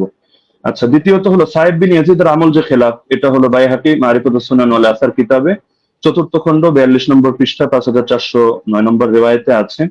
عن سعيد بن يزيد قال كنا نقوم في زمان عمر بن الخطاب ب20 ركعة والوتر। আমরা ওমরের জামানায় 20 রাকাত তারাবি পড়তাম এবং আমরা বেতন নামাজ আদায় করতাম। তাহলে দেখা যাচ্ছে তার আমলও এর খেলাফ। একইভাবে যাকে আদেশ করলেন সে উবাই বিন কাবের আমলও ছিল এর খেলাফ। এটা আল হাদিসুল মুখতারা জিয়া মাকদিসির গ্রন্থ 1161 নম্বর রিওয়ায়াত, সেখানে স্পষ্ট আছে আন উবাই ইবনে কাব আন্না উমারা আমারা উবাইয়ান আন ইউসাল্লিয়া বিন নাস ফি রমাদান। এই হাদিসের শেষে গিয়ে স্পষ্ট আছে ফাসাল্লা বিহিম 20 রাকাতান, তিনি মানুষদেরকে নিয়ে 20 রাকাত নামাজ আদায় করলেন। তাহলে এটা তো সম্ভব না, খলিফা তাকে আদেশ দিবে একটা আর তিনি খলিফার আদেশ লঙ্ঘন করে করবেন আরেকটা। তার মানে খলিফার আদেশই ছিল 20 রাকাত। তবে এটা মোহাম্মদ বিন ইউসুফ বলতে গিয়ে একাধিক জায়গায় এক এক রকম বলেছেন, এক জায়গায় তার থেকে কখনো 11 রাকাতের কথা এসেছে। আচ্ছা, মুসান্নাফে আব্দুর রাজ্জাক গ্রন্থের মধ্যে উবাই বিন কাবের এই রিওয়ায়াত আছে 7730 নম্বর হাদিস। সেখানেও দেখা যাচ্ছে যে আন্না উমর জামা الناس في رمضان على ابي بن كعب وعلى تميم الداري على 21 রাকাতান। ওমর রাদিয়াল্লাহু আনহু উবাই বিন কাব এবং তামিম দারিকে মানুষকে নামাজ পড়ানোর দায়িত্ব দিয়েছেন 11 রাকাত 21 রাকাত। তাহলে এখানেও দেখা যাচ্ছে যে দাবিগুলো মিলছে না। তো এই জিনিসটা ব্রাদার রাহুল মানুক বা না মানুক ইমাম ইবনে তাইমিয়া রাহিমাহুল্লাহ মেনে নিয়েছেন। ثبت أن أبي بن كعب كان يقوم بالناس 20 ركعة في قيام رمضان ويوتر بثلاث। এটা প্রমাণিত যে উবাই বিন কাব রাদিয়াল্লাহু আনহু তিনি মানুষদেরকে নিয়ে রমাদানুল মুবারকের তারাবিতে 20 রাকাত নামাজ পড়তেন এবং 3 রাকাত বেতের আদায় করতেন। তাহলে ইমাম ইবনে তাইমিয়া রাহিমাহুল্লাহর বক্তব্য দ্বারা স্পষ্ট হয়ে যাচ্ছে। তো একটা মূলনীতি হলো, যদি বর্ণনাকারীর আমল তার বর্ণনার খেলাফ হয় তাহলে এর দ্বারা বোঝা যায় যে বর্ণনাটি আসলে এতে দুর্বলতা রয়ে গিয়েছে। আমলুর রাওয়ি আও ফাতওয়াহু বিখিলাফিল হাদিস আল্লাযী রাওয়াহু ইসকিতুল ইহতিজাজ বিল হাদিস। এটা আমরা যেহেতু সময় কম, আমরা শুধু রেফারেন্স গুলো দিয়ে দিচ্ছি, আপনারা ক্রস চেক দিয়ে নিতে পারেন। কাশফুল আসরার 3 নম্বর খণ্ড 63 পৃষ্ঠা, উসুলুস সারাফসি 2 নম্বর খণ্ড 5 নম্বর পৃষ্ঠা, আল কাফি 3 নম্বর খণ্ড 1354 পৃষ্ঠা, আল ফুসুল ফিল উসুল 3 নম্বর খণ্ড 203 নম্বর পৃষ্ঠা, আত তাকরীর ওয়া তাহদীব 2 নম্বর খণ্ড 266 পৃষ্ঠা, আত তাওবীহ 2 নম্বর খণ্ড 25 নম্বর পৃষ্ঠা, ফাওয়াতিহুর রাহমুদ 2 163, কাওয়াইদ ফি উলুমিল হাদিস 202 নম্বর পৃষ্ঠা, শারহুল মানাব 661, আল বাহরুল মুহিত 3 নম্বর খণ্ড 246 পৃষ্ঠা, আল ইহকাম বিল আমিরি 2 নম্বর খণ্ড 165 নম্বর পৃষ্ঠা। এমনকি গায়রে মুকাল্লিদ আলেম শেখ ইব্রাহিম শিয়ালকোটি রাহিমাহুল্লাহ তিনিও এটা স্পষ্ট স্বীকার করেছেন ইনারাতুল মাসাবি গ্রন্থে, যেটা তারাবি শীর্ষক 29 নম্বর পৃষ্ঠায়। अगर रावी का अमल उसकी रिवायत के खिलाफ हो तो उसकी रिवायत काबिल अमल ना होगी। স্পষ্ট কথা। 3 নম্বর পয়েন্ট হলো 20 রাকাত তারাবির বিষয়টা তো উম্মতের তাআমুল, উম্মতের ঐকমত্যের দ্বারা প্রমাণিত। সুতরাং যদি আমরা তর্কের খাতিরে, এটা তো আমরা দেখালাম যে আসলে ওনার মতনের সমস্যার কারণে ওনার হাদিসটা যতই মুয়াত্তা মালিক বলুক আর যে কিতাবের নামই বলুক, কিন্তু মুয়াত্তা মালিক হওয়ার মানে তো এটা না যে প্রতিটা হাদিসের কোনো জায়গায় কোনো ধরনের কোনো অসঙ্গতি নেই, কোথাও কোনো মতনের মধ্যে ইস্তেরাব নেই, এমন কথা কেউ দাবি করার সুযোগও নেই। তো যদি কেউ দাবি করেও থাকে যে তিনি একসময় 11 রাকাত আদেশ করেছিলেন তর্কের খাতিরে মানলেও, তাহলে ইমামরা ব্যাখ্যা দিয়ে গিয়েছেন। যেমন ইমাম ইবনে আব্দুল বার মালিক রাহমাতুল্লাহ আলাইহি ব্যাখ্যা দিয়েছেন যে এটা মানসুখ। শুরুতে হয়তো তিনি 11 রাকাতের দিয়েছিলেন, এরপর তিনি 21 রাকাতের কথা বলেছেন। এটা আল ইস্তিযকার 2 নম্বর খণ্ড 68 নম্বর পৃষ্ঠায় আছে। একইভাবে ইমাম বাজি রাহিমাহুল্লাহ তার মন্তব্য একই, আল মুনতাকা 2 নম্বর খণ্ড 208 নম্বর পৃষ্ঠা। ইমাম আদাউই, ইমাম ইবনে হাবিব তারাও বলে গিয়েছেন, যেটা হাশিয়াতুল আদাউই আলা কিফায়াতুত তালিব 1 নম্বর খণ্ড 353 নম্বর পৃষ্ঠার মধ্যে বিদ্যমান আছে। মজার বিষয় হলো এই কারণেই ব্রাদার রাহুল যে মত পোষণ করুক না কেন, 4 মাযহাবের কেউই 8 রাকাত সুন্নাত হওয়ার ফতোয়া প্রদান করেননি। তো যার কারণে 4 মাযহাবের 4 ইমাম যখন আপনারা 20 রাকাতের মতামত দিচ্ছেন, বিশেষ করে ইমাম মালিক থেকে 2টা মত আছে, 20 আছে, 36 আছে, লেকিন এটা তো স্পষ্ট 8-এর কথা কেউ বলছেন না। এবং 8-এর নামে যেটা চালানো হয় সালাফি ভাইরা কেউ কেউ চালায়, তো সেটা প্রমাণিত না। কেন প্রমাণিত না এটা যদি চ্যালেঞ্জ করে আমরা উনি সেই রেফারেন্স টানলে জবাবে আসবো। না হলে শুধু শুধু জবাব দিয়ে সময় বাড়িয়ে লাভ নেই।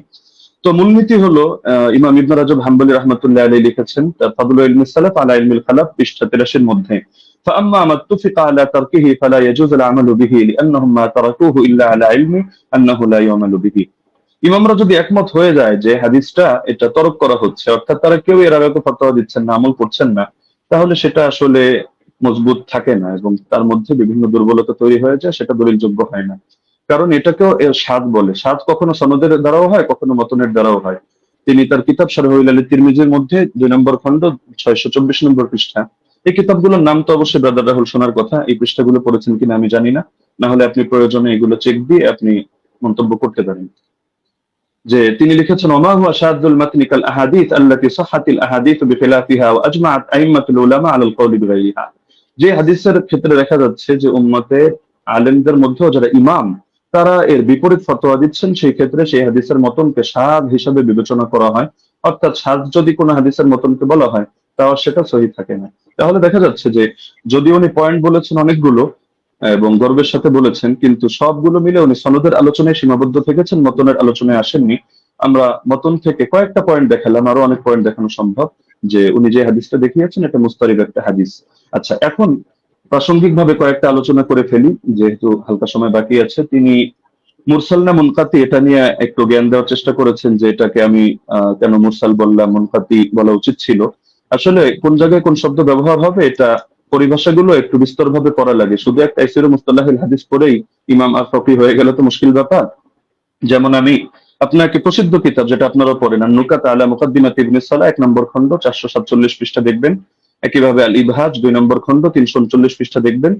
এবং শারহে মুসলিমের মধ্যে নববীও বলেছেন যে আম্মাল মুরসাল فهو عند الفقهاء والأصوليين والخطيب البغدادي وجماعة من المحدثين من قطع إسناده على أي وجه كان انقطاعه فهو عندهم بمعنى المنقطع। ফকিহদের দৃষ্টিতে, উসুলিয়িনদের দৃষ্টিতে, খতিব বাগদাদের দৃষ্টিতে এবং একদল মুহাদ্দিসদের দৃষ্টিতে মুরসালের সংজ্ঞা হলো যে সনদের মধ্যে যেভাবেই বিচ্ছিন্নতা হোক না কেন, ইনকাতা যেভাবেই হোক না কেন, এটা মাঝেই হোক আর শেষেই হোক, রাসূলের আগেই হোক আর সাহাবীর আগেই হোক, বাস সেটাকেই তারা মুনকাতি হিসেবে বলে থাকেন। তো এটা একটা তাদের ইসতিলাহগত বিষয়। তো সুতরাং এই জিনিসটা মানে মুরসাল বলা উচিত ছিল না, মুনকাতি বলা দরকার ছিল, বিষয়টা এমন না। আচ্ছা, উনি যে নিমাউই রাহিমাহুল্লাহর হাওয়ালা দিলেন আথার সুনান থেকে, উনি আরবি যেহেতু পড়তে পারেন টুকটাক, উনি তো এটা দেখার কথা যে ইমাম নিমাউই রাহিমাহুল্লাহ তিনি শুধু এতটুকুই বলেন নাই যে হাযা মুরসালুন কাওয়ি, যে হাদিসটা মুরসাল, হাদিস শক্তিশালী, বরং যে মূলনীতিটা আমরা এনেছি ইমাম ইরাকির হাওয়ালায়, যে তাবেঈ যদি সাহাবীর থেকে কোনো ঘটনা বয়ান করে যেটা তার জামানায়ও জারি ছিল, তাহলে সেটাকে বাহ্যিকভাবে মুরসাল ধরা হলেও কিন্তু হুকুমের বিবেচনায় মুত্তাসিল ধরা হয়। আমরা তো আলোচনা করছি শাস্ত্রীয় মূলনীতির আলোকে হুকুম প্রসঙ্গে। তো এই মূলনীতিটা আপনি যে কিতাবের হাওয়ালা দিলেন এবং মজার বিষয় যে স্ক্রিনশট দিলেন, আপনি এটাই যদি ভালো করে দেখেন টিকার মধ্যে খুঁজে পাবেন। তো দেখা যাচ্ছে আপনি একাংশ পরে তাড়াহুড়ো করে রেফারেন্স দিয়ে দিলেন, কিন্তু এটা আপনার নজরের বাইরে চলে গেল, যার কারণে নিমাউইকে আমার বিরুদ্ধে দাঁড় করিয়ে দিলেন। দ্বিতীয়ত দলিল আমাদের মাসাইল কিতাবটাকে আমার বিরুদ্ধে দাঁড় করালেন। তবে মজার বিষয় হলো আপনি এই জিনিসটা খেয়াল করলেন না যে আমি বারবার বলছি যে বাহ্যিকভাবে দেখতে মুনকাতি, সূত্র বিচ্ছিন্ন, তবে আমরা হুকুম নিয়ে আলোচনা করছি যে হুকুমের বিবেচনায়, যেমন মারফুয়ে হুকমি তো এই শব্দ আপনার শোনার কথা, যে অনেক হাদিস এটা মারফু না, মানে আল্লাহ রাসূলের দিকে নিসবত করে সাহাবী বলেন নাই, কিন্তু সাহাবী বলেছেন স্বাভাবিক তার উক্তি হিসাবে। কিন্তু আমরা যখন বিবেচনা করছি আমরা বলছি মারফুয়ে হুকমি, মানে দেখতে যদিও এটা মাওকুফ হাদিস, সাহাবীর বর্ণনা, সাহাবীর উক্তি, কিন্তু হুকুমের বিবেচনায় এটা হলো মারফু, অর্থাৎ আমরা এটাকে মারফু হিসাবে বিবেচনা করব।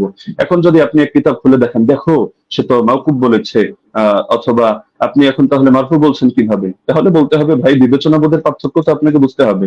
একটা জাহিরি এতেবার, একটা হাকিকি এতেবার।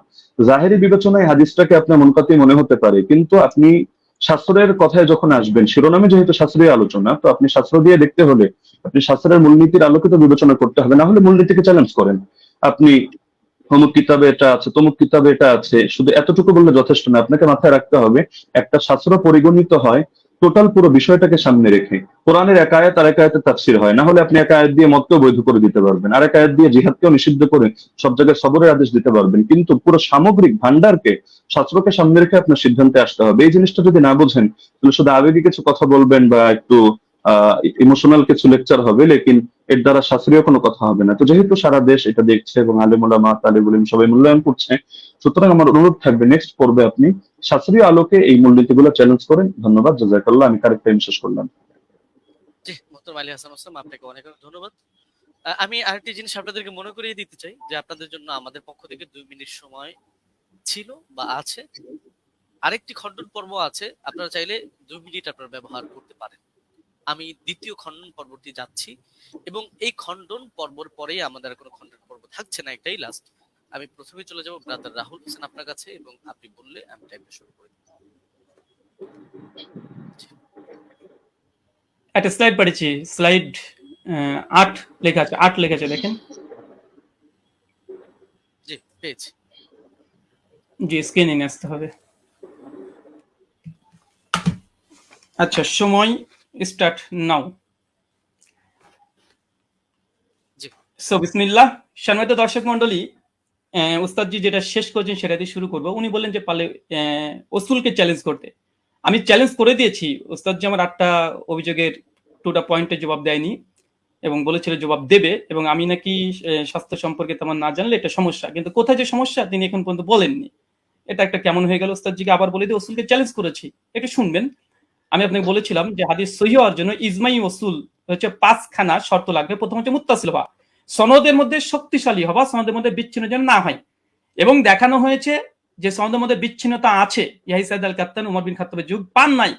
এটা হুকমান মারফু বা আপনি যতই প্রমাণ করার চেষ্টা করেন না কেন, কোনোভাবেই এটা প্রমাণ করা সম্ভব নয় যে সনদের মধ্যে ইনকেতা ঘটেনি, যেটা আমি দেবন্দি হানাফি বেল কিতাব থেকে দেখিয়েছি।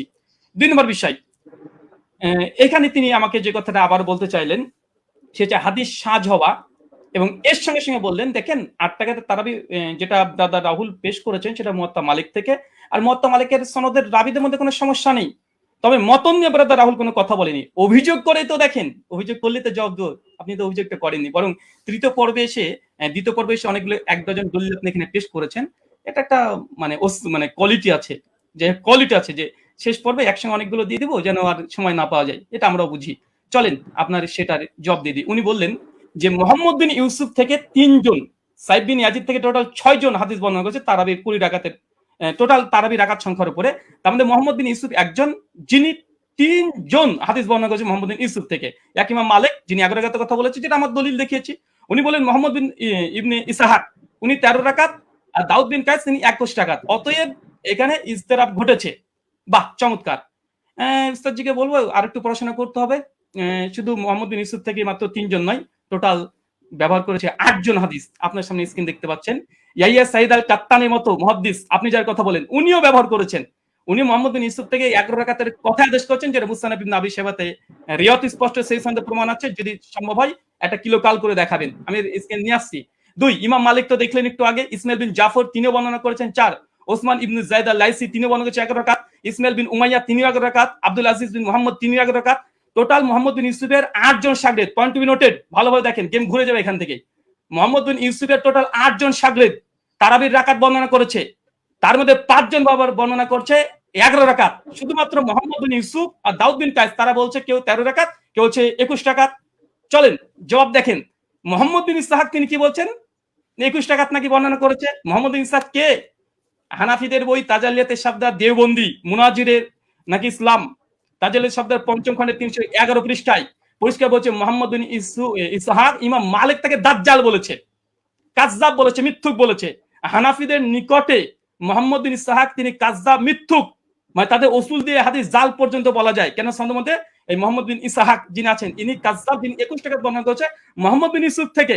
তাই মোহাম্মদ বিন ইউসুফের 5 জন শাগরেদ বলছে 11 রাকাত, আর একজন কাযযাব রাবি দেবন্দীদের দাবি অনুযায়ী তিনি বলছেন যে না 13 রাকাত। অতএব এই হাদিস সহিহ নয়, এটা হানাফিদের উসুল্লাহ প্রমাণিত। চলেন এটা যদি সন্তুষ্ট না হয়, দলিল সহ নামাজের মাসাইল 144 নম্বর পৃষ্ঠাতে মাওলানা আব্দুল মতিন সাহেব তিনিও এখানে এই 21 টাকাতে বর্ণনাকারী যিনি আছেন তার নাম মোহাম্মদ ইবনে ইসহাককে জয়ীফ এবং দুর্বল বলছে। স্ক্রিন আপনার সামনে লক্ষ্য করেন। 3 নাম্বার, জাস্টিস তাকি উসমানী একটা উসুল দিয়েছে, আলহামদুলিল্লাহ উসুল দিয়েছে। উসুলকে চ্যালেঞ্জ করেন, তাকি উসমানী রসুলকে চ্যালেঞ্জ করেন। কি বলছে দেখেন, দার্সে তিনি 2 খণ্ডের 93 পৃষ্ঠা তিনি বলছেন মোহাম্মদ ইবনে ইসহাক রাহিমাহুল্লাহ মাকহুলের ছাত্র, তার সম্পর্কে পেছনে বলা হয়েছে যে তার একক বর্ণনা সন্দেহযুক্ত। তাহলে মোহাম্মদ বিন ইউসুফ যদি একাকি কোনো রিয়াত বর্ণনা করে সেটা সন্দেহযুক্ত। আর তাজালিয়াতের শাব্দারে বলছে মোহাম্মদ বিন ইসহাক হচ্ছে কাযযাব, যিনি 21 টাকাতে বর্ণনা করেছে। তাই ইমাম মালিক যে 11 রাকাতে বর্ণনা করেছে এটাই সহিহ, বরং মোহাম্মদ বিন ইসহাকের 13 রাকাতে বর্ণনা এটাই সহিহ। কোথা থেকে কি দিয়ে দিয়েছে। চলেন এরপর কি বলছেন।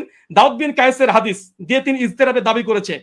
ওই উস্তাদজিকে আমি প্রথম পর্বে চ্যালেঞ্জ করেছিলাম যে ইজতেরাবের সংজ্ঞা কি পেশ করবেন, আর সেই সংজ্ঞাকে সামনে রেখে এই হাদিসকে আপনাকে ইজতেরাব দাবি করতে হবে। কারণ ইজতেরাবের একটা সংজ্ঞার মধ্যে এটাও পড়ে যে দুটো হাদিস সেম সমপরিমাণের সহিহ হতে হবে চেন অফ ন্যারেশন।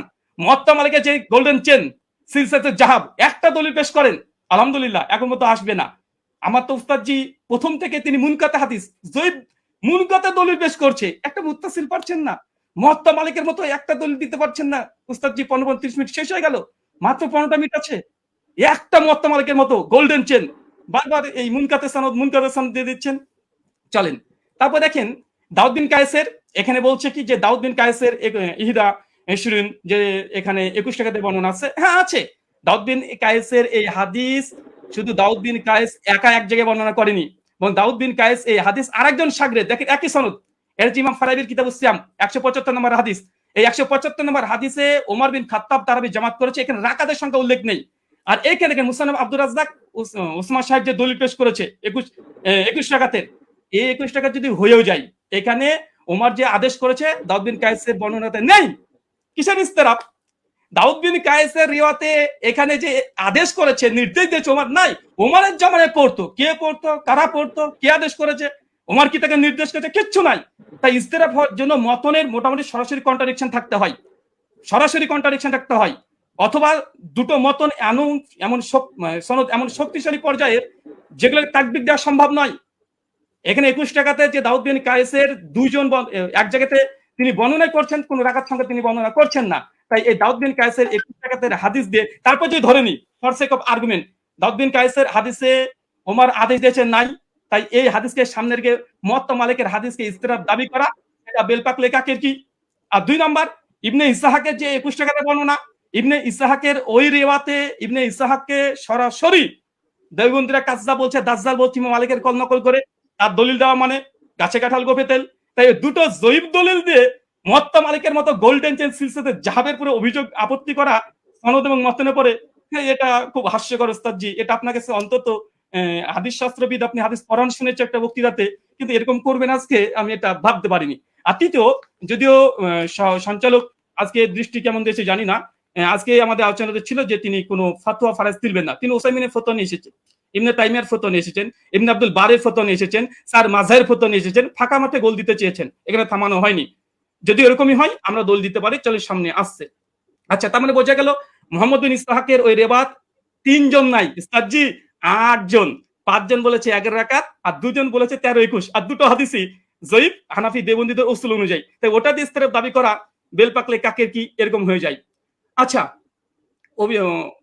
উস্তাদজির অভিযোগ ভিত্তিহীন প্রমাণ হয়ে গেছে। প্রথম কথা 8 টাকাতে তারবি আলহামদুলিল্লাহ, ওটা না মতনি জয়ীফ না মতন না ইস্তেরাব, কোনো কিছু নেই। এবং চ্যালেঞ্জ করেছিলাম যে মানে বিগত দিনে 1284 হিজরির পূর্বে দেওবন্দি মাদ্রাসা প্রতিষ্ঠা হওয়ার আগে কোন মুহাদ্দিস হাদিসটাকে ইস্তেরাব দাবি করে বাতিল করেছে, প্রমাণ দিতে পারেনি। 8টা প্রশ্ন ছিল।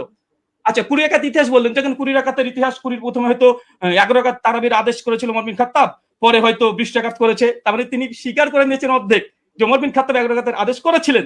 আলহামদুলিল্লাহ। অনেকে বলে যে ছিলই না, কোনোদিনই ছিল না। 1984 প্রথম দাবি। দলিল নামাজের মাসালে কি বলছে দেখেন, ওমর বিন খাত্তাব 11 রাকাত তারাবির আদেশ করেছে, পরবর্তী সময় মানুষেরা 20 রাকাত পড়েছে, ওমরের আদেশে পড়েছে, দেখাতে পারবেন না ইনশাআল্লাহ। দেখা দলিল নামাজের মাসালেও তো আছে, ইমাম বাইহাকির ওই কলটা নকল করেছে যেটা উস্তাদজি ওমর বিন খাত্তাব 11 রাকাতের আদেশ করেছিলেন, কিন্তু পরবর্তী সময়ে কিরাত ভারী হওয়ার কারণে তার রাকাত সংখ্যাকে বাড়িয়ে দিলেন, কিরাতকে কমিয়ে দিলেন। তো মানুষজন জনগণ তারা ওমরের আদেশে নয়, ওমরের আদেশে নয়, কে বা কারা তারা 20 রাকাত চালু করেছিল ওমরের জামানায়, কিন্তু ওমরের আদেশে নাই। ওমরের আদেশে কত রাকাত? মালিকের 11 রাকাত, স্পষ্ট প্রমাণ। এখানে দেখেন মালিকি মাযহাবের ইমাম হাবিব মালিকি দলিল নামাজের মাসাল থেকে দেখাচ্ছে যেন একটু পুষ্টিকর বেশি হয় তথ্যগুলো। কি বলছে দেখেন, যে প্রথমে 11 রাকাতই ছিল, মানে ওমরের আদেশ 11 রাকাতই ছিল, কিন্তু তারা কিরাত লম্বা করতেন, ফলে ভারী ঠেকতো। পরে তারা রাকাত সংখ্যা বাড়ালেন, মানে ওমরের আদেশে নয়, জনগণ এমনি বাড়িয়েছে, রাকাত বাড়িয়ে দিয়েছে, কিরাত ছোট করে দিয়েছে, তাই ওটা বাতিল। তিনি বললেন যে ইমাম মালিক ছাড়া নাকি করেনি। এটা আপনি দেখেন যে ইমাম মালিক ছাড়া কতজন করেছে। ইমাম মালিক ছাড়া টোটাল 7 জন বর্ণনা করেছে। এখানে আমাদের স্ক্রিন আপনারা দেখতে পাচ্ছেন। তো ওই দাবিটা ওসমান সাহেবের একটু হাদিসের মতন সম্পর্কে অজ্ঞতাই আছে বলবো। যদি মানে মনে করেন যে না আমি একটু বাড়াবাড়ি করলাম, তো কিছু করার নেই, একটু বলতে হবে। আচ্ছা, এখানে দেখেন আচ্ছা, ইমাম মালিক 1 রাকাত গ্রহণ করেনি, এটা খুব জোর দিয়েছে, যদি আজকে বিষয়ের সঙ্গে সম্পৃক্ত না। আজকের বিষয় ওমর কত রাকাত তারাবির আদেশ করেছে। ওস্তাদজি মুনকাতে দলিল দিয়েছে, মুত্তাসিল দিতে পারেন, আলহামদুলিল্লাহ। আমরা একদম chain of narration golden chain দিয়েছি। আচ্ছা, ইমাম মালিক 1 রাকাতের আদেশ করেনি, চলেন দেখেন। ইমাম, এটা কিতাব সালাতুত তাহাজ্জুদ, এটা আব্দুল হক আন্দলুসি রাহিমাহুল্লাহর গ্রন্থ। ইমাম মালিকের শাগরেদ, ছাত্র, তার বলছে, কি বলছে দেখেন।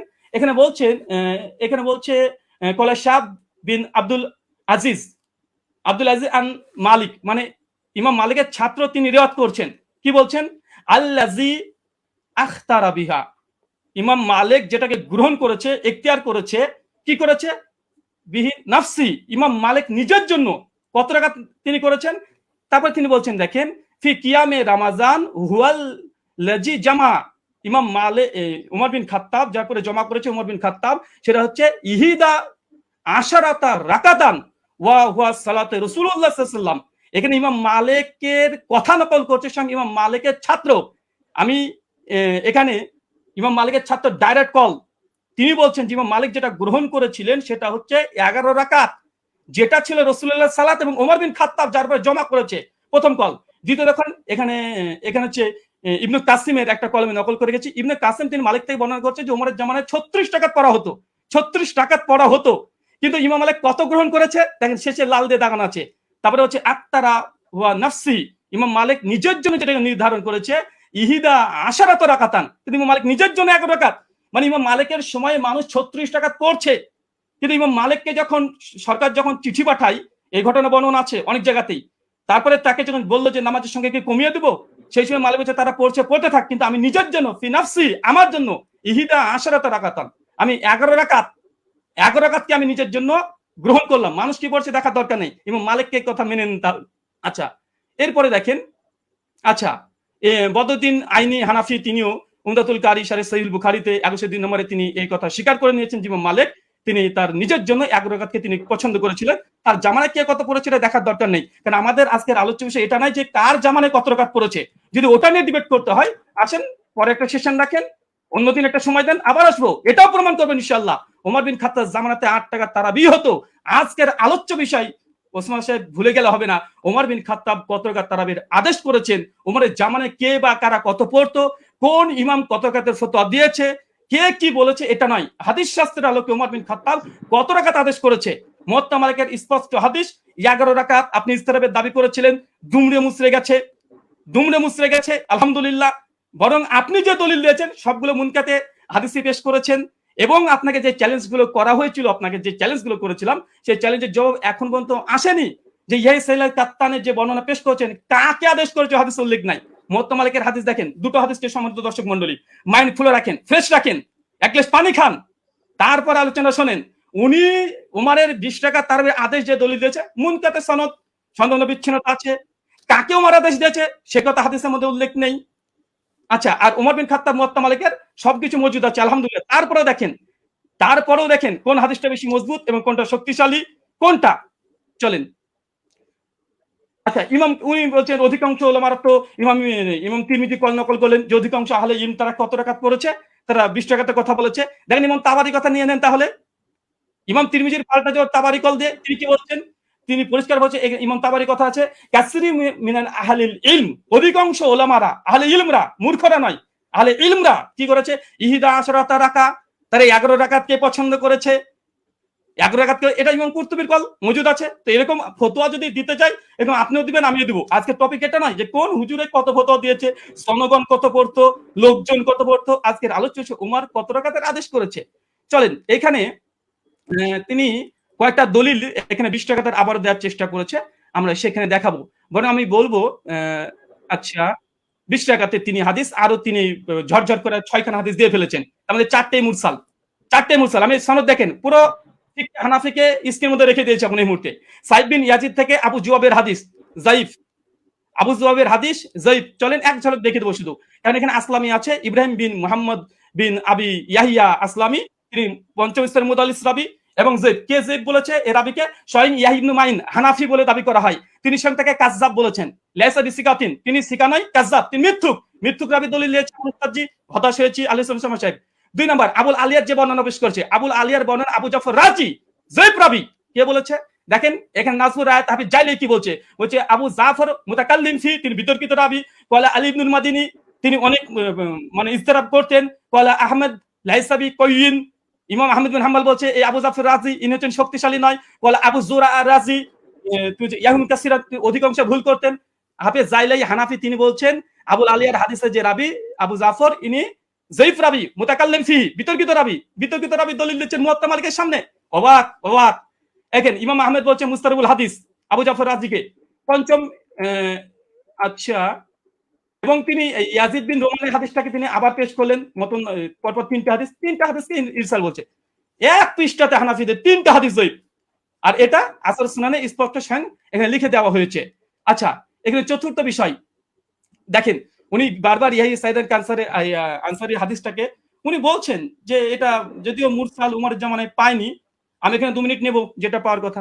জি অবশ্যই, আপনি 2 মিনিট নেবেন। জি আচ্ছা, আপনি start করুন। উস্তাদ জি শুনেন এবং শ্রোতা মণ্ডলী শুনেন, উনি যে দলিলটাকে মজবুত দলিল বানিয়েছেন যে ইয়াই বিন সাইদ আল আনসারীর এই হাদিস। দেখেন ইমাম হাজম রাহিমাহুল্লাহ তিনি বলছেন যে ইয়াই সাইদ আল আনসারী তিনি মৃত্যুবরণ করেছে ওমর বিন খাত্তাবের 25 বছর পরে।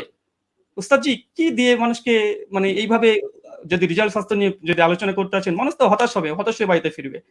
যে এমন একজন হাদিস বর্ণনা করলেন যে ওমর বিন খাত্তাবের জামানায় পেল না, এখন তো এটা প্রমাণই করতে পারলেন না সান থেকে মুত্তাসিল, এখন পর্যন্ত প্রমাণ করতে পারলেন না।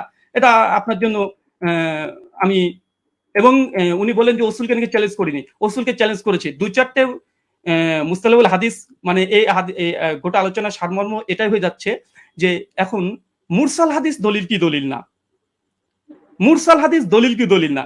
আরে যদি তর্কের খাতে ধরে নি মুরসাল হাদিস দলিল, মুয়াত্তা মালিকের মতো গোল্ডেন চেনের সঙ্গে টেক্কা দিতে পারে? ধরেও নি ফর সেক অফ আর্গুমেন্ট, কোথায় কি আর কোথায় কি, যে ধরেও নি। তারপরে দেখেন এখানে আরেকটা উনি বললেন যে ওমরের জামানাতে পড়ার কথা। যদি ওমরের জামানার কথা হয়, আমরা তো দলিল দিয়ে দিতে পারবো যে ওমরের জামানাতে সাহাবীরা ইয়াহিয়া সাইদ আল কাত্তানির মতো সাহাবীরা তিনিও 11 রাকাত তারাবি পড়েছেন। এই মর্মে অনেকগুলো দলিল আমরা দেখিয়ে দিতে পারবো। আমি এক ঝলক শুধু দেখে দেবো, তিনি যেহেতু অনেক সাহাবীদের কথাও তিনি দলিল হিসেবে নিয়ে এসেছেন যে তারা কোন কোন জামানায় তারা পড়তো। আচ্ছা চলেন, আচ্ছা এখানে ইয়াহিয়া সাইদ আল আনসারীর যে রিওয়ায়াত নিয়ে এসেছে দেখেন, আমি এখানে 4 জন এখানে রেখে দিচ্ছি। এখানে 4 জনের নাম দেখেন।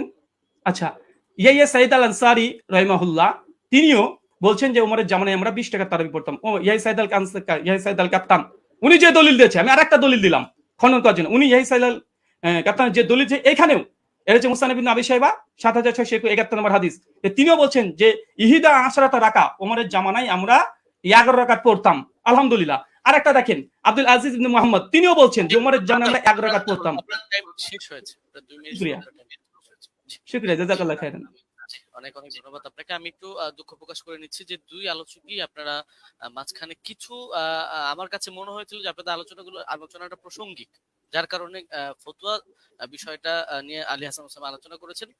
এটাকে বিপরীত করে আবার ব্রাদার রাহুল হোসেন আপনিও ইমাম মালিকের কিছু বিষয় নিয়ে আসছিলেন। আমি বলবো যে আপনারা দুজনই জেনেছেন। তো যাই হোক, আমি একেবারে আলী হাসান ওসামা আপনার খণ্ডনের শেষ পর্ব, তারপরে আপনারা আর পাচ্ছেন না। তবে হ্যাঁ, এখানে আমরা আশা করবো বা রিকোয়েস্ট থাকবে যে প্রসঙ্গিকের মধ্যে আমরা কথা বলবো। জি জি, শোনা যাচ্ছে আমাকে? জি, আপনাকে শোনা যাচ্ছে। আপনি বললে আমি টাইমটা স্টার্ট করে দেবো। হ্যাঁ, শুরু করেন। জি ওকে, 9 সেকেন্ড 10 সেকেন্ড। হামিদান ওয়া মুসাল্লিয়ান ওয়া মুসাল্লিমা আম্মা বাদ।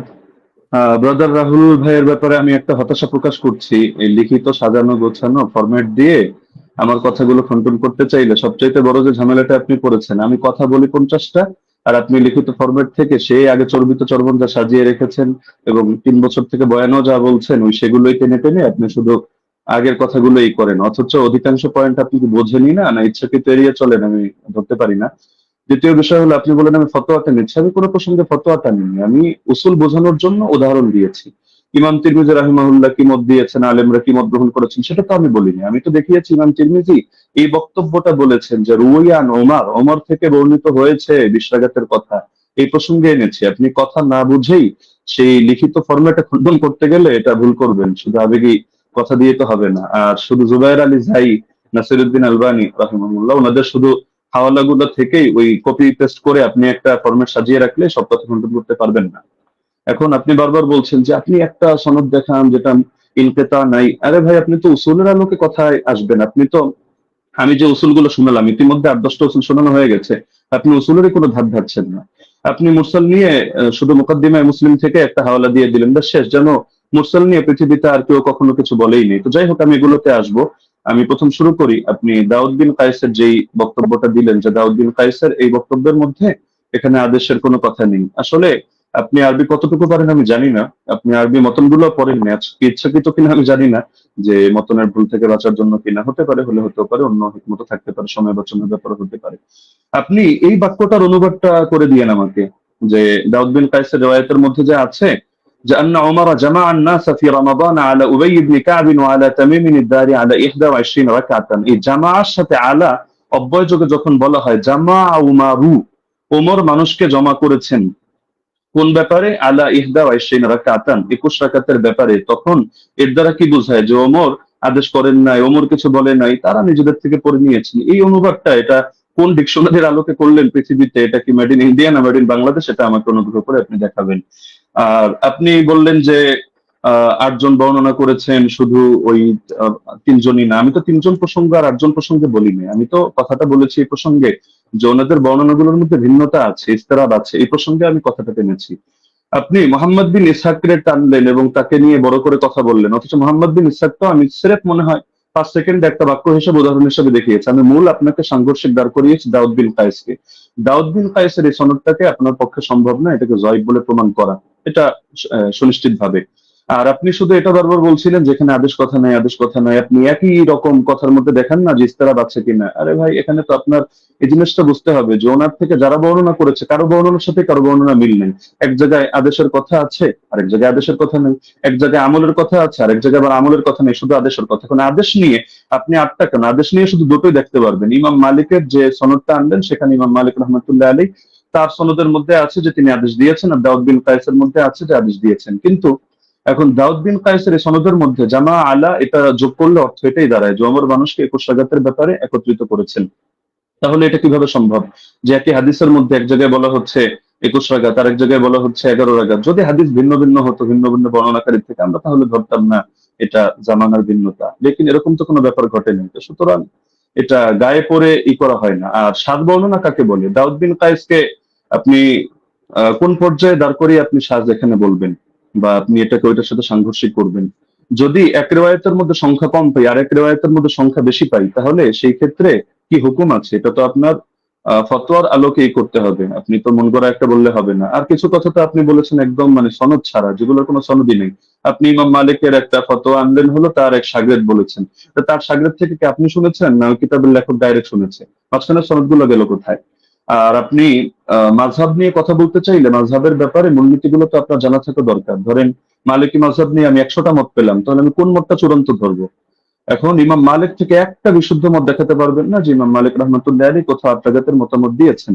আপনি হাফিজ ইবনে হাজার আসকালানী রহমতুল্লাহ আলী, আপনাদেরও পছন্দের ব্যক্তিত্ব, তার কিতাব থেকেও আপনারা দেখে নিতে পারেন, অথবা তার হাওয়ালা আমি হুবহু বাক্য বলে দিচ্ছি। তিনি লিখেছেন ইতিমাদুহুম ফিল আহকাম ওয়াল ফাতওয়া আলা মা রাওয়াহু ইবনুল কাসিম আন মালিক সাওয়াউন ওয়াফাকা মা ফিল মুওয়াত্তা আম লা। যে ফতোয়া দেওয়ার ক্ষেত্রে, বিধিবিধান বর্ণনা করার ক্ষেত্রে ইবনুল কাসিম যেটা বর্ণনা করবে ইমাম মালিক থেকে, সেটাই গ্রহণযোগ্য, এবং সেটা মুয়াত্তা কিতাবের মধ্যে যা আছে তার সাথে মিলুক বা না মিলুক, এটা হলো মাযহাবের মূল ভিত্তি হিসেবে ধরা হবে। এটা তাজিলুল মানফা 4 নম্বর পৃষ্ঠার মধ্যে পেয়ে যাবেন। তো ওনার শাগরেদ ইবনুল কাসিম বলেন, ইবনে আইমান বলেন, তাদের থেকে কোথাও আপনি আত্রাগাতের দূরতম কথাও দেখাতে পারবেন না। আত্রাগাতের কথা আল্লামা আইনি যেটা এনেছেন, সৈয়দী যেটা এনেছেন, আপনি সৈয়দীটা তো আনেননি, এটা আপনার নজরে পড়ে নাই হয়তো, যে যে জায়গা থেকে কপি পেস্ট করেছেন। না হলে এর বিপরীতে আমি আপনাকে, যদি 100 চান আমি 100 হাওলা আপনাকে দিয়ে দিতে পারবো। যদি আপনিও বলেছেন যে আলাদা ডিবেটের আয়োজন করলে, তো ঠিক আছে, করতে পারেন। তো ইমাম আইনি বলেছেন, ইমাম সৈয়দী বলেছেন, বেসনদ কথাবার্তা কোথাও দলিলযোগ্য হবে না। তো মোহাম্মদ বিন ইসহাক এখানে ফ্যাক্টর না, আর অন্য লোক ফ্যাক্টর না। আর আপনি বলছেন যে আমরা দেওবন্দিরা গায়ে পড়ে দাবি করি মুস্তারিদ, আর কেউ দাবি করে না কেন? আপনি তো আহলে হাদিস ঘরানার। তো আপনাদের পিস পাবলিকেশন থেকে বই প্রকাশিত হয়েছে রাসূল সাল্লাল্লাহু আলাইহি ওয়াসাল্লামের প্র্যাকটিক্যাল নামাজ কোরআন ও সহিহ হাদিসের আলোকে। এই বইয়ের 222 নম্বর পৃষ্ঠা থেকে আমি আপনাকে শোনাচ্ছি। তার শাসন আমলে, তার মানে ওমরের কথা চলছে, 11 রাকাত এবং 21 রাকাত তারাবি সালাত আদায়ের প্রমাণ পাওয়া যায়। সাহেব রাদিয়াল্লাহু আনহু তৃতীয় ছাত্র মুহাম্মদ ইবনে ইউসুফ উপরোক্ত কথাগুলোর বর্ণনাকারী হাদিসের মূল সূত্র অনুসারে একই রাবির একই বিষয়ে পৃথক পৃথক মত প্রকাশ করা বিশুদ্ধ হওয়ার অন্তরায়। সুতরাং 20 রাকাতের অভিন্ন মত গ্রহণ করাই যুক্তিসঙ্গত। তাহলে ইস্তেলাবের কথা, ইখতিলাফের কথা কি আমরা টানলাম নাকি আপনাদের লোকেরাও এটা টেনেছে? এটা তো আপনাদের স্পষ্টভাবে দেখা দরকার। আর আপনি বারবার শুধু এই প্রসঙ্গগুলো তো এখানে অপ্রাসঙ্গিক কথা টানলে হবে না, যে গোল্ডেন চেইন, আরে গোল্ডেন চেইন নাকি এটা ডায়মন্ডের চেইন নাকি হলো এটা রূপার চেইন, সেটা তো আমাদের দরকার না। আমাদের দরকার হলো আপনার এখানে 5টা জিনিস তো এক রাখতে হবে। আপনি শুধু আমাদের কথা প্রসঙ্গে বলছেন যে সনদের মধ্যে কোনো ইনকিতা নাই, আপনারা প্রমাণ করেন। আরে সনদের মধ্যে তো ইনকিতা বাস্তবেই নাই। আপনি যে ইনকিতা আপনার চোখে দেখতে পাচ্ছেন, এটা আপনার পড়াশোনা কম থাকার কারণে হচ্ছে। না হলে আমি তো উসুলের আলোকে দেখালাম, উসুলগুলো তো আপনি খণ্ডন করতে পারেননি এবং সম্ভব না। তো যার কারণে সনদের মধ্যে তো ইনকিতা নেই, তো শুধু গায়ের জোরে বললে তো হবে না। তো হাদিসটা যারা বলেছে হাদিস সহি হওয়ার জন্য এই 5টা শর্ত, সেই ইমামরাই, এটা অন্য কোনো ইমাম না। আমি আজিব গারিব কারো নাম টানি নাই বা আমাদের কোনো বড় হুজুরের নাম টানি নাই, তারাই এই মূলনীতিটা দাঁড় করিয়েছেন। তো সুতরাং এটাকে আপনি গায়ের জোরে অথবা চাপার জোরে বা একটা হাসি দিয়ে ফেলে দেওয়ার মতো বিষয় না। তো আবার কিছু আলোচনা টেনেছেন একেবারে অপ্রাসঙ্গিক, যেমন ওমর কাকে আদেশ দিয়েছেন। আচ্ছা, ওমর আপনাকে আদেশ দিল বা আমাকে আদেশ দিল, কাকে আদেশ দিল এটার সাথে কোন বিষয়ের সম্পর্ক? এখন রাজুলান, এই রাজুলান শব্দটা যদি এমন হয় যে পৃথিবীর কেউ কোনোদিন জানতে পারলো না যে রাজুলানটাকে উবাই বিন কাব নাকি তামিম দারি নাকি অন্য কোনো সাহাবী, এটা কি সমস্যা? আমাদের তো আলোচ্য বিষয় এটা যে ওমর রাদিয়াল্লাহু আনহু তিনি কত রাকাতের আদেশ করেছেন, আপনাকে 20। 8-এর পক্ষে আপনি যে দলিল দিয়েছেন সেই দলিলটা মুস্তারিব একটা রিওয়ায়াত, যে রিওয়ায়াতটা গ্রহণযোগ্য না। আপনাদের কিতাবের মধ্যেই লেখা আছে যে না, এই রিওয়ায়াতটা দলিলযোগ্য হয় না। তো সুতরাং এটা তো আমাদের এখানে টেনে লাভ নেই। তার মধ্যে আরো কিছু আলোচনা টেনেছেন একেবারে প্রাসঙ্গিক, যে এমন জিনিস দেখান, এমন জিনিস দেখান, অমুকের আগে কে করেছে, তমুকের আগে কে করেছে, মাদানী রাওয়ি, সিলসিলাতুল জাহাবিয়া, গোল্ডেন চেইন ইত্যাদি। এগুলো দেখানো না দেখানো তো মূল বিষয় না। আপনি অপ্রাসঙ্গিক প্রশ্ন আমিও চাইলে আপনাকে 100টা করতে পারি, কিন্তু আমি পূর্বের অংশগুলোতে একটা অপ্রাসঙ্গিক কথা বলিনি। অতি অল্প সময়ের মধ্যে শুধু আপনাকে আমি মূলনীতিগুলো বলেছি, লেকিন আপনি যেহেতু আগে একটা ফরম্যাট সাজিয়ে এনেছেন, তো যার কারণে মূলনীতিগুলো আপনি করেননি।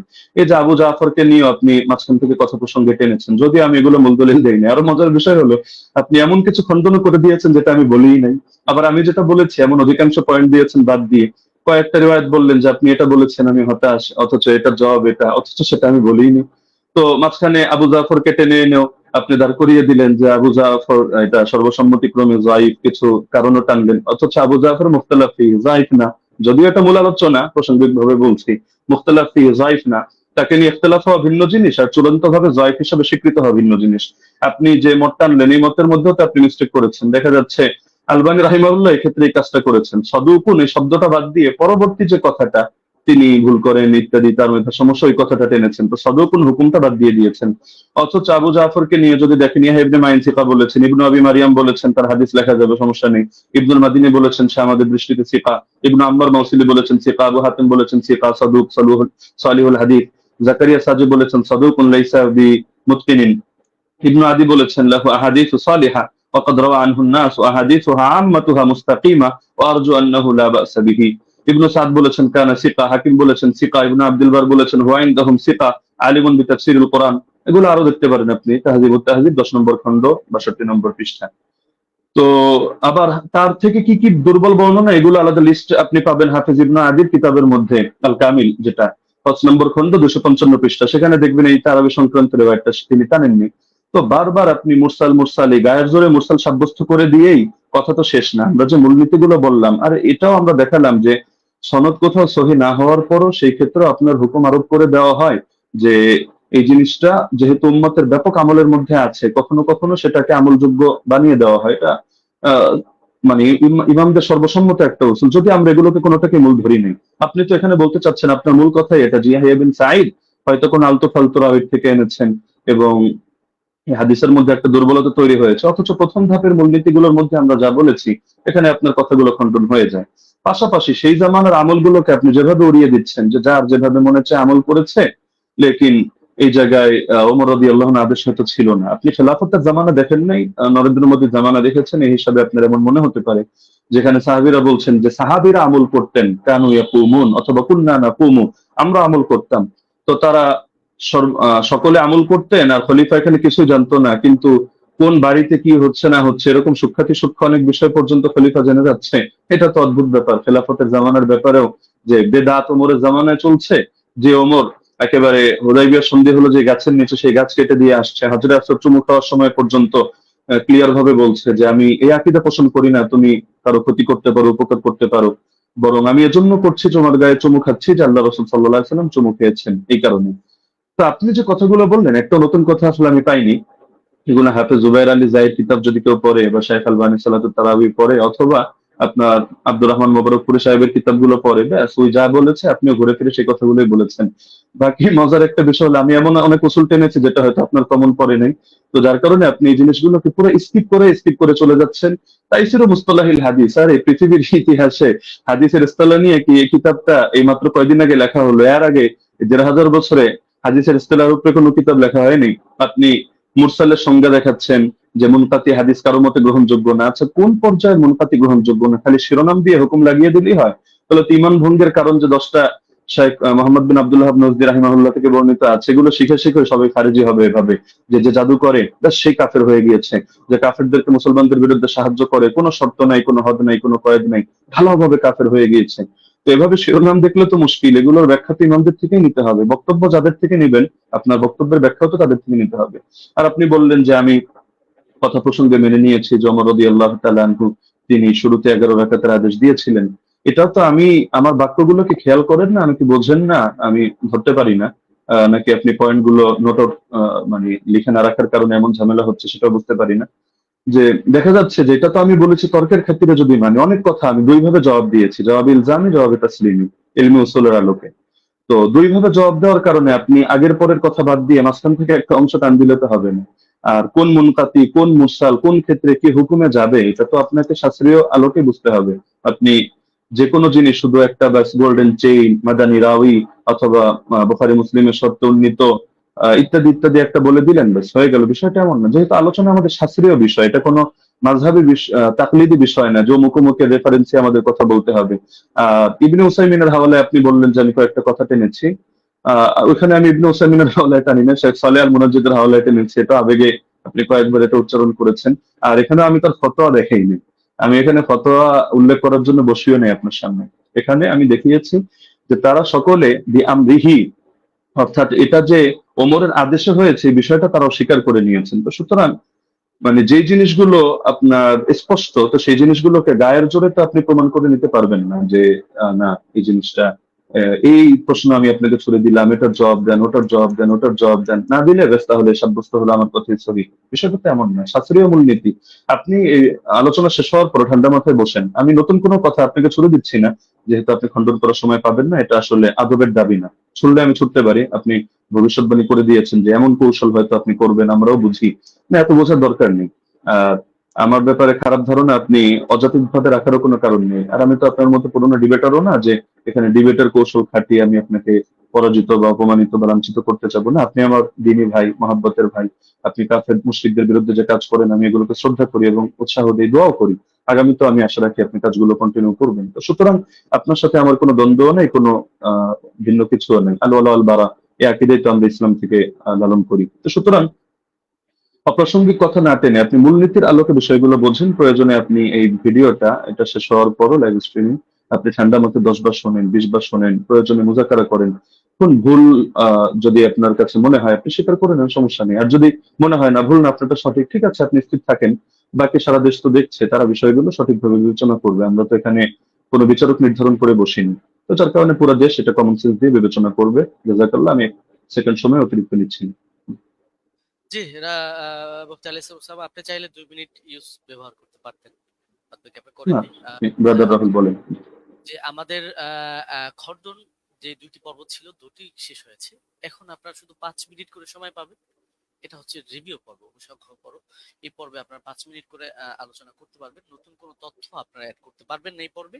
হ্যাঁ, আমি ব্রাদার রাহুল হোসেন আপনার কাছে যাব এবং আপনি বললে আমি আপনার টাইমটা শুরু করব। জি, শুরু করুন। জি, সো বিসমিল্লাহ। তো শেষ থেকে শুরু করি। ওস্তাদ জি বারবার কয়েকবার অভিযোগ করলেন বারংবার যে আমি জুবাইর আলী যাই আর আলবানির বই পড়ে এসে বসে পড়েছি। কার বই থেকে ইলম নিয়েছি? সালাফদের থেকে তো আমরা ইলম দেবো, তাই তো? আলেমদের কাছ থেকে, কোনো জাহেলের কাছ থেকে তো নিইনি, তাই না? আমি তো আপনাকে বলতে পারি যে মাওলানা আব্দুল মালিক সাহেবের বই থেকে ঢের প্রমাণ দেখিয়েছি। তো তার কাছ থেকে জ্ঞান নিয়েছি, আপনার কাছ থেকে জ্ঞান নিই। বিভিন্ন জায়গা থেকে জ্ঞান নিই, আমি জ্ঞান আমার উপরে এলহাম আসবে না, এটা অন্তত আপনি মানেন যে আমার প্রতি এলহাম আসবে না। আলেম ওলামাদের বই পড়েই আমাদের এখানে আসছে, এসে আলোচনা করা, তো এখানে তো এতরাজ করার অভিযোগ মানে কি আমি বুঝলাম না। 2 নম্বর তিনি বললেন যে আমি নাকি এমন কিছু অভিযোগের জবাব দিয়েছি যেহেতু আগে থেকে স্লাইড তৈরি করে রেখেছি, এই জন্য নাকি আমি তাল খুঁয়ে ফেলেছি। আমি অবাক হয়েছি, যে ভাবলাম যে ওস্তাদজি হয়তো অনেক কিছু মানে একদম ইলমে হাদিসের অনেক কিছু নিয়ে আসবে, এসে আমি অবাক হয়েছি, না কিছুই নিয়ে আসেনি, একটা মুত্তাসিল সনদই পেশ করতে পারেনি। তার জন্য আমি অনেক কিছু ভেবে অনেক কিছু রেডি করে গেছি, দুর্ভাগ্য যে আমি যা রেডি করেছি তার 30% দলিল দিতে পারিনি। আমি একদম নিশ্চিত আমি যদি আজকে ওসামা যে উস্তাদজির মানে মানে ওসমার জায়গাতে থাকতাম, উস্তাদজির পক্ষে থাকতাম, তাহলে আমি এর চাইতে ঢের দলিল লাগাতে পারতাম, ঢের দলিল লাগাতে পারতাম। আমার কাছে 20 টাকার পক্ষে আরো অনেক দলিল ছিল, অনেক দলিল, কিন্তু উস্তাদজি দিতে পারেনি না দেয়নি না কি আমি বুঝলাম না। তো যাই হোক, সেটা একটা আলাদা বিষয়। এখানে লাস্টে তিনি ঘুরে দিলেন যে এটা ইনকেতা, ইনকেতা কেমন ইনকেতা? জি, আপনার চেয়ে তো অনেক বড় বড় উস্তাদজিরাই তো আমাকে শিখিয়ে দিয়েছে এটা ইনকেতা। যেমন দলিল নামাজে মাসাল বই তো দেখালাম, তিনি ইনকেতা স্বীকার করে নিয়েছেন, মুরসাল স্বীকার করে নিয়েছেন। জাফর আহমদ উসমানী বলছে মুরসাল ইনকেতা আছে, বিচ্ছিন্নতা আছে। আমি আপনাকে পরিষ্কার চ্যালেঞ্জ করেছি, জবাব আপনি এখন পর্যন্ত দিচ্ছেন না।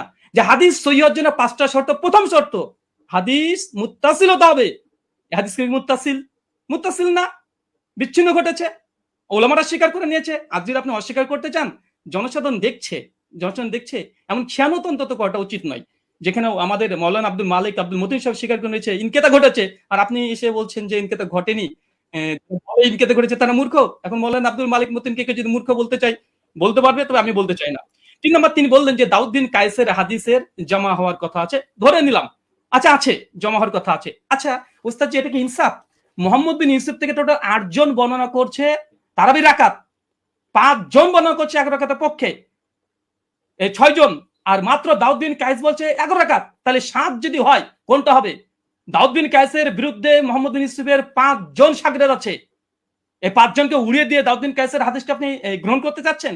এটা কোথাকার রাসূল, একটু আমাকে জানিয়ে দিবেন। আর 2, দাউদ বিন কায়েসের আমি আরেকটা অংশ বলেছি, ওটা আপনি হয়তো হজম করতে পারেননি, কারণ এই দলিলটা নতুন আপনার কাছে, বুঝতে পারেননি। আমি বলেছিলাম যে দাউদ বিন কায়েস তিনি আরেকজন তার ছাত্রের কাছে ইমাম ফারাবির কিতাবুস সিয়াম থেকে দলিল দিয়েছি, যে তিনি বলেছেন ওমর রমজান মাসে তারাবির জামাত শুরু করেছে, কত রাকাত উল্লেখ নেই, এবং মুসান্নাফ আব্দুর রাজ্জাক ওই সনদেই ওখানে আছে দাউদ বিন কায়েস ওয়া গায়রহু, এবং আরেকজন বর্ণনা করছে, কে বর্ণনা করছে উল্লেখ নেই। এখানে দাউদ বিন কায়েস রাহিমাহুল্লাহ তিনি অন্য ছাত্রকে বলছে কোন রাকাতের কথা উল্লেখ করেনি। তাই যদি সাজ হতে হয় 21 টাকাতে বর্ণনা সাজ, কেন দাউদ বিন কায়েসের বিরুদ্ধে 5 জন 1 রাকাত বর্ণনা করেছে। ইয়াইয়া সাইদ আল কাত্তানের মতো রাবি আছে, কাকে চাই আর, কে দরকার আর? ইয়াইয়া সাইদ কাত্তান এর মতন ব্যক্তি আছে, তারপর অন্য কাউকে দরকার? 5 জন। তাই দাউদ বিন কায়েসের হাদিসই জয়ীফ হবে, সাজ হবে মোহাম্মদ বিন ইউসুফ থেকে, বাকি 5 জনের হাদিস কোনোভাবেই না দাউদ বিন কায়েসের হাদিস। অতএব মানে এই হাদিসে এসে সাজ হওয়ার কারণে জয়ীফ, প্রথম কথা।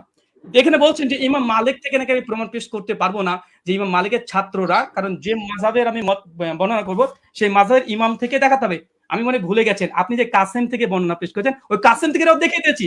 ইবনুল কাসিম ইমাম মালিকের ছাত্র স্বয়ং বলছে যে ইমাম মালিকের যুগে 36 রাকাত হতো, কিন্তু ইমাম ইবনে কাসিম নিজেই বলছে যে আমি, ইমাম মালিক বলেছেন যে ফি নাফসি, আমার জন্য ইহিদ আশারা, আমি 1 রাকাতকে গ্রহণ করেছি। মানুষ কি পড়ছে উমরের ইমাম মালিকের জামানায়। ইমাম মালিক কত গ্রহণ করেছে? কত? তিনি 1 রাকাত। আমি আপনাকে 2-3টে প্রমাণ দেখেছি। বদউদ্দিন আইনের কথা বলেছেন, বলছে সনদবিহীন। সনদবিহীনের কথা যদি আসে গোটা ফিকে হানাফিকে ডিস্ট্রাই করে দেওয়া যায়, অন্তত এরকম সে বেনসাবি করবেন না। আর এখানে আরেকটা বিষয়, যে উনি বললেন যে আমি আবু জাফর রাজিকে নিয়ে কিছু কথা বলেছি, উনি নাকি দলিল পেশি করেনি। ওস্তাদ জি একটু মাঝে মধ্যে পানি খাবেন, তাহলে একটু স্মৃতিটা একটু ভালো থাকবে। আপনি বলে দিয়েছেন ঝুলে, মনে নেই, আপনি বলেছেন আবুল আলিয়ার হাদিস আছে। আবুল আলিয়ার হাদিসের রাবি কে? আবুল আলিয়ার হাদিস মুক্তারা আল মুক্তারা আল হাদিস মুক্তারার মধ্যে আবু জাফর রাজি আছে। তাই বুঝি মাঝে মধ্যে একটু পানি খাবেন। আপনারা হয়তো অনেক পড়াশোনা করেন, মাঝে মধ্যে অনেক কিছু আছে দিয়ে মানে কি বলছি কি হচ্ছে হয়তো এগুলো শুনতে পাচ্ছেন না। তো সর্বোপরি কথা হচ্ছে এটা, মুয়াত্তা মালিকের যে হাদিস আলহামদুলিল্লাহ গোল্ডেন চেন, এবং মতনের উপরে যে অভিযোগ করেছিলেন যে দাউদ বিন কায়েসের কারণে জয়ীফ, দাউদ বিন কায়েসের হাদিসে সাজ, ইমাম মালিক মুয়াত্তা মালিকের হাদিসের পক্ষে 7 জন আর হাদিস বর্ণনা করছে আলহামদুলিল্লাহ। আর 2 নম্বর, ওস্তাদজি যতগুলো দলিল দিয়েছে সব সনদে ইনকেতা আছে। উনি এটাকে যতই জোর করে প্রমাণ করার চেষ্টা করুক যেটা ইনকেতা সনদ গ্রহণযোগ্য, আমিও 4 জন মুহাদ্দিসের কথা নকল করেছি। ইনকেতা মুরসাল হাদিস জয়ীফ হয়, 200 নামাজের মাসালেও আছে, সে মুসলিমাও আছে আলহামদুলিল্লাহ। 5 মিনিট আপনি আলোচনা করছেন। আমি আলী হাসান ওসামা সাহেব আপনার কাছে যাব এবং আপনি 5 মিনিট সময় পাবেন। এখানে নতুন কোনো তথ্য আপনি অ্যাড করতে পারবেন। জি, শুনতে পাচ্ছেন আমাকে? আপনি বললে আমি টাইমটা শুরু করব। জি, শুরু করুন। 10 সেকেন্ড। হামিদান ওয়া মুসাল্লিয়ান ওয়া মুসাল্লিমা ওয়া বাদ। ব্রাদার রাহুল কিছু কথা বললেন যেটা আপনাদের মূলনীতির বাইরে ছিল। এটা তিনি বহুতবারই দিয়েছেন, আমি অ্যাটাকগুলো এড়িয়ে গিয়েছি। লাস্ট এই পর্যায়ে আমি বলি যে তিনি বললেন যে আমার জায়গায় থাকলে আরো দলিলের ভান্ডার খুলে দিতেন। দলিলের ভান্ডার খোলার প্রয়োজন নেই তো। আমার সামনে যে নোট আছে আমি তো ঘোষণা দিয়েছি, দেখেছেন যে আমি এই বিষয়ে কিতাব রচনা করছি, শীঘ্রই বের হবে। তো সুতরাং দলিলের ভান্ডার না নিয়ে বসলে তো আর কিতাবের ঘোষণা অগ্রিম দেওয়ার কথা না। কিন্তু সবগুলো দেওয়ার কোনো প্রয়োজনই মনে হয় না, কিছু জিনিসের রুচি হয়নি। আপনি যেমন একটাকে টেনে আরেকটার সাথে নিয়ে দাঁড় করিয়ে দিচ্ছেন। আপনি বলছেন যে 8 জন বর্ণনা করেছে, আমি কেন শুধু দাউদ বিন কায়েস আর মোহাম্মদ বিন ইউসুফের কথা আমি কেন টানছি বারবার, যেটা শাগিরদের মধ্যে টেনেছি এ কারণে আমি বলেছি বাকি কোনোটার মধ্যে আপনি 8 জন না আপনি 100 জন দেখান, কোনোটার মধ্যে আদেশের কথাই নেই। আপনি তো মূল পয়েন্টটি টেনেছেন এটা, বা আমাদের আলোচ্য শিরোনামই এটা যে ওমর রাদিয়াল্লাহু আনহু কত রাকাত তারাবির আদেশ করেছেন। আপনি পানি তো অনেকবার খেয়েছেন, আরো খাবেন সামনেও। পানি খাওয়া খাওয়া শেষ করে আপনি মজলিস শেষ করে আপনি প্রয়োজনে দেখেন যে ইয়াহিয়া বিন সাঈদ কাত্তানের মতো ব্যক্তি বারবার যে বলছেন, বা আব্দুল আজিজ বিন মোহাম্মদ দারাওয়ারদের কথা বলবেন, যাদের কথা আপনি বলেন তাদের রেওয়ায়াতগুলোর মধ্যে আদেশ করেছেন এই শব্দটা আছে কিনা। আচ্ছা, দাউদ বিন কায়েসকে আমি এজন্য দাঁড় করিয়েছি যে এখানের কথার অর্থ আর আপনি যেই সনদটা টেনেছেন ইমাম মালিকের, সেই কথার অর্থ হলো সেম। আর এই যে সনদটা ইমাম মালিকের সনদে যে কথাটা আপনি টেনেছেন, এটা বিভিন্ন কিতাবে আসলেও কিন্তু কারোর সাথে কারো তো মিল নেই। মূল কথা তো এটাই রেওয়ায়েতের, যদিও অনেকজন রেওয়ায়েত করেছেন, কিন্তু শুধু এই আদেশ আর নিষেধ অথবা রাকাতের বিষয়টা নিয়ে সমস্যা এমন তো না, প্রচুর ভিন্নতা। এক জায়গায় দেখা যায় উবাই বিন কাব তামিমদারির নাম আছে, আরেক জায়গায় নাই। আরেক জায়গায় হলো শুধু আদেশ করেছেন এই কথাটা আছে, কিন্তু আমল কি ছিল তাদের, আদৌ কি তারা এটা আমল করেছেন না সিদ্ধান্ত চেঞ্জ করেছেন সেটার কথা নাই। আরেক জায়গায় দেখে যে শুধু আমলের কথা আছে, আদেশ আদৌ করেছেন কিনা এটার কথাই নাই। তার মধ্যে আপনি বললেন যে আবুল আলিয়া এটা কোন সনদের মধ্যে আছে, যে আমি উবাই বিন কাব প্রসঙ্গে যে কথা টানলাম ওটার মধ্যে আছে। এটা তো আমরা তারাবির 20 রাকাতের আলোচনার মধ্যে এই কথা টানিনি। এটা তো আমরা দেখিয়েছি যে আপনার ওই মূলনীতি বোঝানোর জন্য যে আমল যদি খেলাফ হয় তার বর্ণনা, তাহলে সেই ক্ষেত্রে হাদিসের দুর্বলতা সাব্যস্ত হয়, ওইটা বোঝাতে গিয়ে যে সাহেব বিন ইয়াজিদের আমলও খেলাফ, ইমাম মালিকের আমলও খেলাফ, একইভাবে আপনার উবাই বিন কাবের আমলও খেলাফ। উবাই বিন কাবের আমল কিভাবে খেলাফ এটা বোঝাতে গিয়ে 3টা দলিল দিয়েছে, এর মধ্যে আপনার এই পয়েন্টটা আছে। আর আপনি বারবার শুধু টানছেন যে মুনকাতি মুনকাতি মুনকাতি। আপনি শুধু একটা শব্দ শিখলেই তো কাজটা শেষ না, আর হুকুমটা তো আপনার ইমামদের থেকে নিতে হবে, শাস্ত্রের আলোকে নিতে হবে। তো আপনি শাস্ত্রের আলোকে না নিয়ে আপনি শুধু নিজের গায়ের জোরে কথা একটা বললে তো হবে না। আপনি আব্দুল রহমান সাহেবের থেকে এলেম নেবেন নেন, আব্দুল মতিন সাহেবের থেকে এলেম নেবেন নেন। আপনি বলছেন যে ওনারাও মেনে নিয়েছেন মুনকাতি। আমি তো বললাম যে যেই নিমাউই রাসারুস সুনানের হাওয়ালা দিলেন, যে স্ক্রিনশট দিলেন, এখানেই দেখা যাচ্ছে ইমাম নিমাউই 2টা কথা বলেছেন। তা আপনি কি বলবেন যে নিমাউই এক পাগল, আগের লাইনে বলে এক কথা পরের লাইনে বলে আরেক কথা? আগের লাইনে বলে আসছে মুরসাল, পরের লাইনে বললো যে না এগুলোকে মুরসাল ধরা হয় না, মুত্তাসিল ধরা হয়। তো বলেন ইমাম নিবাবী একটা পাগল যে তিনি আসারুস সুনান এই কিতাবের মধ্যে মূর্খতার পরিচয় দিয়েছেন? না, এখানে আপনাকে বুঝতে হবে যে আমি এই শব্দ বলেছি, একটা জাহেরি বিবেচনা, একটা হলো হাকিকি বিবেচনা। এই পার্থক্যগুলো না বুঝে আপনি আলোচনার মধ্যে তো এভাবে বসলে তো মুশকিল। এজন্যই অনেকে নিষেধ করেছে যে আসলে শাস্ত্রের আলোচনা যেহেতু, তাহলে শাস্ত্রজ্ঞ ব্যক্তি ছাড়া এটা বলাও মুশকিল, বোঝানো মুশকিল। তো আমি আলোচনাটা আসলে শুধু ব্যক্তি আপনার জন্য করেছি এমন না, বরঞ্চ এটা সারা দেশের জন্য আলোচনা করা। যদিও আমরা জানি যারা দলান্ধ, উভয় পক্ষে, আমি আপনাকে ইন্ডিকেট করে কোনো খারাপ কিছু মিন করছি না, দলান্ধরা কখনো তাদের মাসলা পরিবর্তন করে না। এটা জিবরিল আমিন যদি নাজিল হয়ে বলে তাও করবে না, এটাই দুনিয়ার আমাদের স্বাভাবিক অভিজ্ঞতা। তবে শাস্ত্র বোঝার মতো যোগ্যতা যদি কারো থাকে, তাহলে আপনার আলোচনা আমার আলোচনা সবগুলো নিরপেক্ষভাবে বসে কেউ যদি বিবেচনা করে সেই ক্ষেত্রে সিদ্ধান্ত নিতে পারবে, কোনো সমস্যার কিছু নেই। এটা নিয়ে আলাদা করে আমারও মন্তব্য করার কিছু নেই, আপনারও মন্তব্য করার কিছু নেই। মন্তব্য এটা জাতি করবে। এখন আমি যদি গায়ের জোরে একটা মন্তব্য করি, আপনি যদি গায়ের জোরে একটা মন্তব্য করেন, এটা ঘুরে ফিরে সেই চর্বিত চর্বণ কথাই হবে। এটা জাতি তারা রিভিউ দিতে পারবে, তারাই আলোচনা করতে পারবে। আর আপনি ইমাম মালিক রাহিমাহুল্লাহ সূত্রে ইবনুল কাসেমের থেকে যে বর্ণনাটা আনলেন, আমি তো এটা বলেছি যে এটা নিয়ে যদি আপনি আলোচনায় বসতে চান তাহলে স্বাগতম আপনাকে। আমরা কত শত আপনার রেফারেন্স দরকার আমরা দেখিয়ে দিব যে ইমাম মালিক রহমাতুল্লাহ আলাইহি থেকে সির্ফ 2টা মত আছে। আমি দায়িত্ববোধের সাথে বলছি, একটা হলো 36 রাকাতের আর আরেকটা হলো 20 রাকাতের। 8 রাকাত পড়েছেন উনি, অথবা পড়াকে পছন্দ করতেন, অথবা তার মাযহাবের ব্যাপারে এটা ফতোয়া জারি করেছেন, এটা আপনি প্রমাণ করতে পারবেন না। হ্যাঁ, এখন বিভিন্ন কিতাবে বিচ্ছিন্নভাবে বিভিন্ন বক্তব্য আসতে পারে, এটা আপনিও জানেন। ইমাম ইবনুল হুমামের বক্তব্য যদি আপনি দাঁড় করান তারাবির ব্যাপারে, তাহলে দেখা যাবে আরেক ইমামের বক্তব্য দ্বারাই তার খণ্ডন হবে। তো এগুলো তো কিতাবের মধ্যে বহুত কিছুই থাকবে। শাস্ত্রের কাজই তো এটা, আপনি কিতাব থেকে কিভাবে আলাদা আলাদা করে বুঝবেন এই জিনিসটা আপনাকে হাসিল করতে হবে। আর আপনি যে কথাটা বললেন মুরসালের হুকুমটা সহিহ মুসলিম থেকে, যেহেতু সময় প্রায় শেষ আমি এটা বলার সুযোগ নেই, আমি আপনাকে রেফারেন্সটা দিয়ে দিচ্ছি। শারহ ইলাল তিরমিজি 1 নম্বর খণ্ড 543 পৃষ্ঠা থেকে আপনি এটা দেখে নেবেন যে আসলে এই মুরসালকে ঢালাওভাবে অগ্রহণযোগ্য কিনা। না, অগ্রহণযোগ্য না, এই কথাটা একটা বেদাতি কথা। তো এটা কিভাবে কি, আমি আর সময় নিচ্ছি না, আপনি দেখে নিয়েন শারহ ইলাল তিরমিজি থেকে। জাযাকুমুল্লাহ, উহিব্বুকা ফিল্লাহ। আসসালামু আলাইকুম ওয়া রাহমাতুল্লাহ। জি, আপনাদের দুজনকে অনেক অনেক ধন্যবাদ, এবং ব্রাদার রাহুল হোসেন এবং শেখ মুফতি আলী হাসান ওসামা। আমাদের এই প্রোগ্রামটা খুবই চ্যালেঞ্জিং ছিল।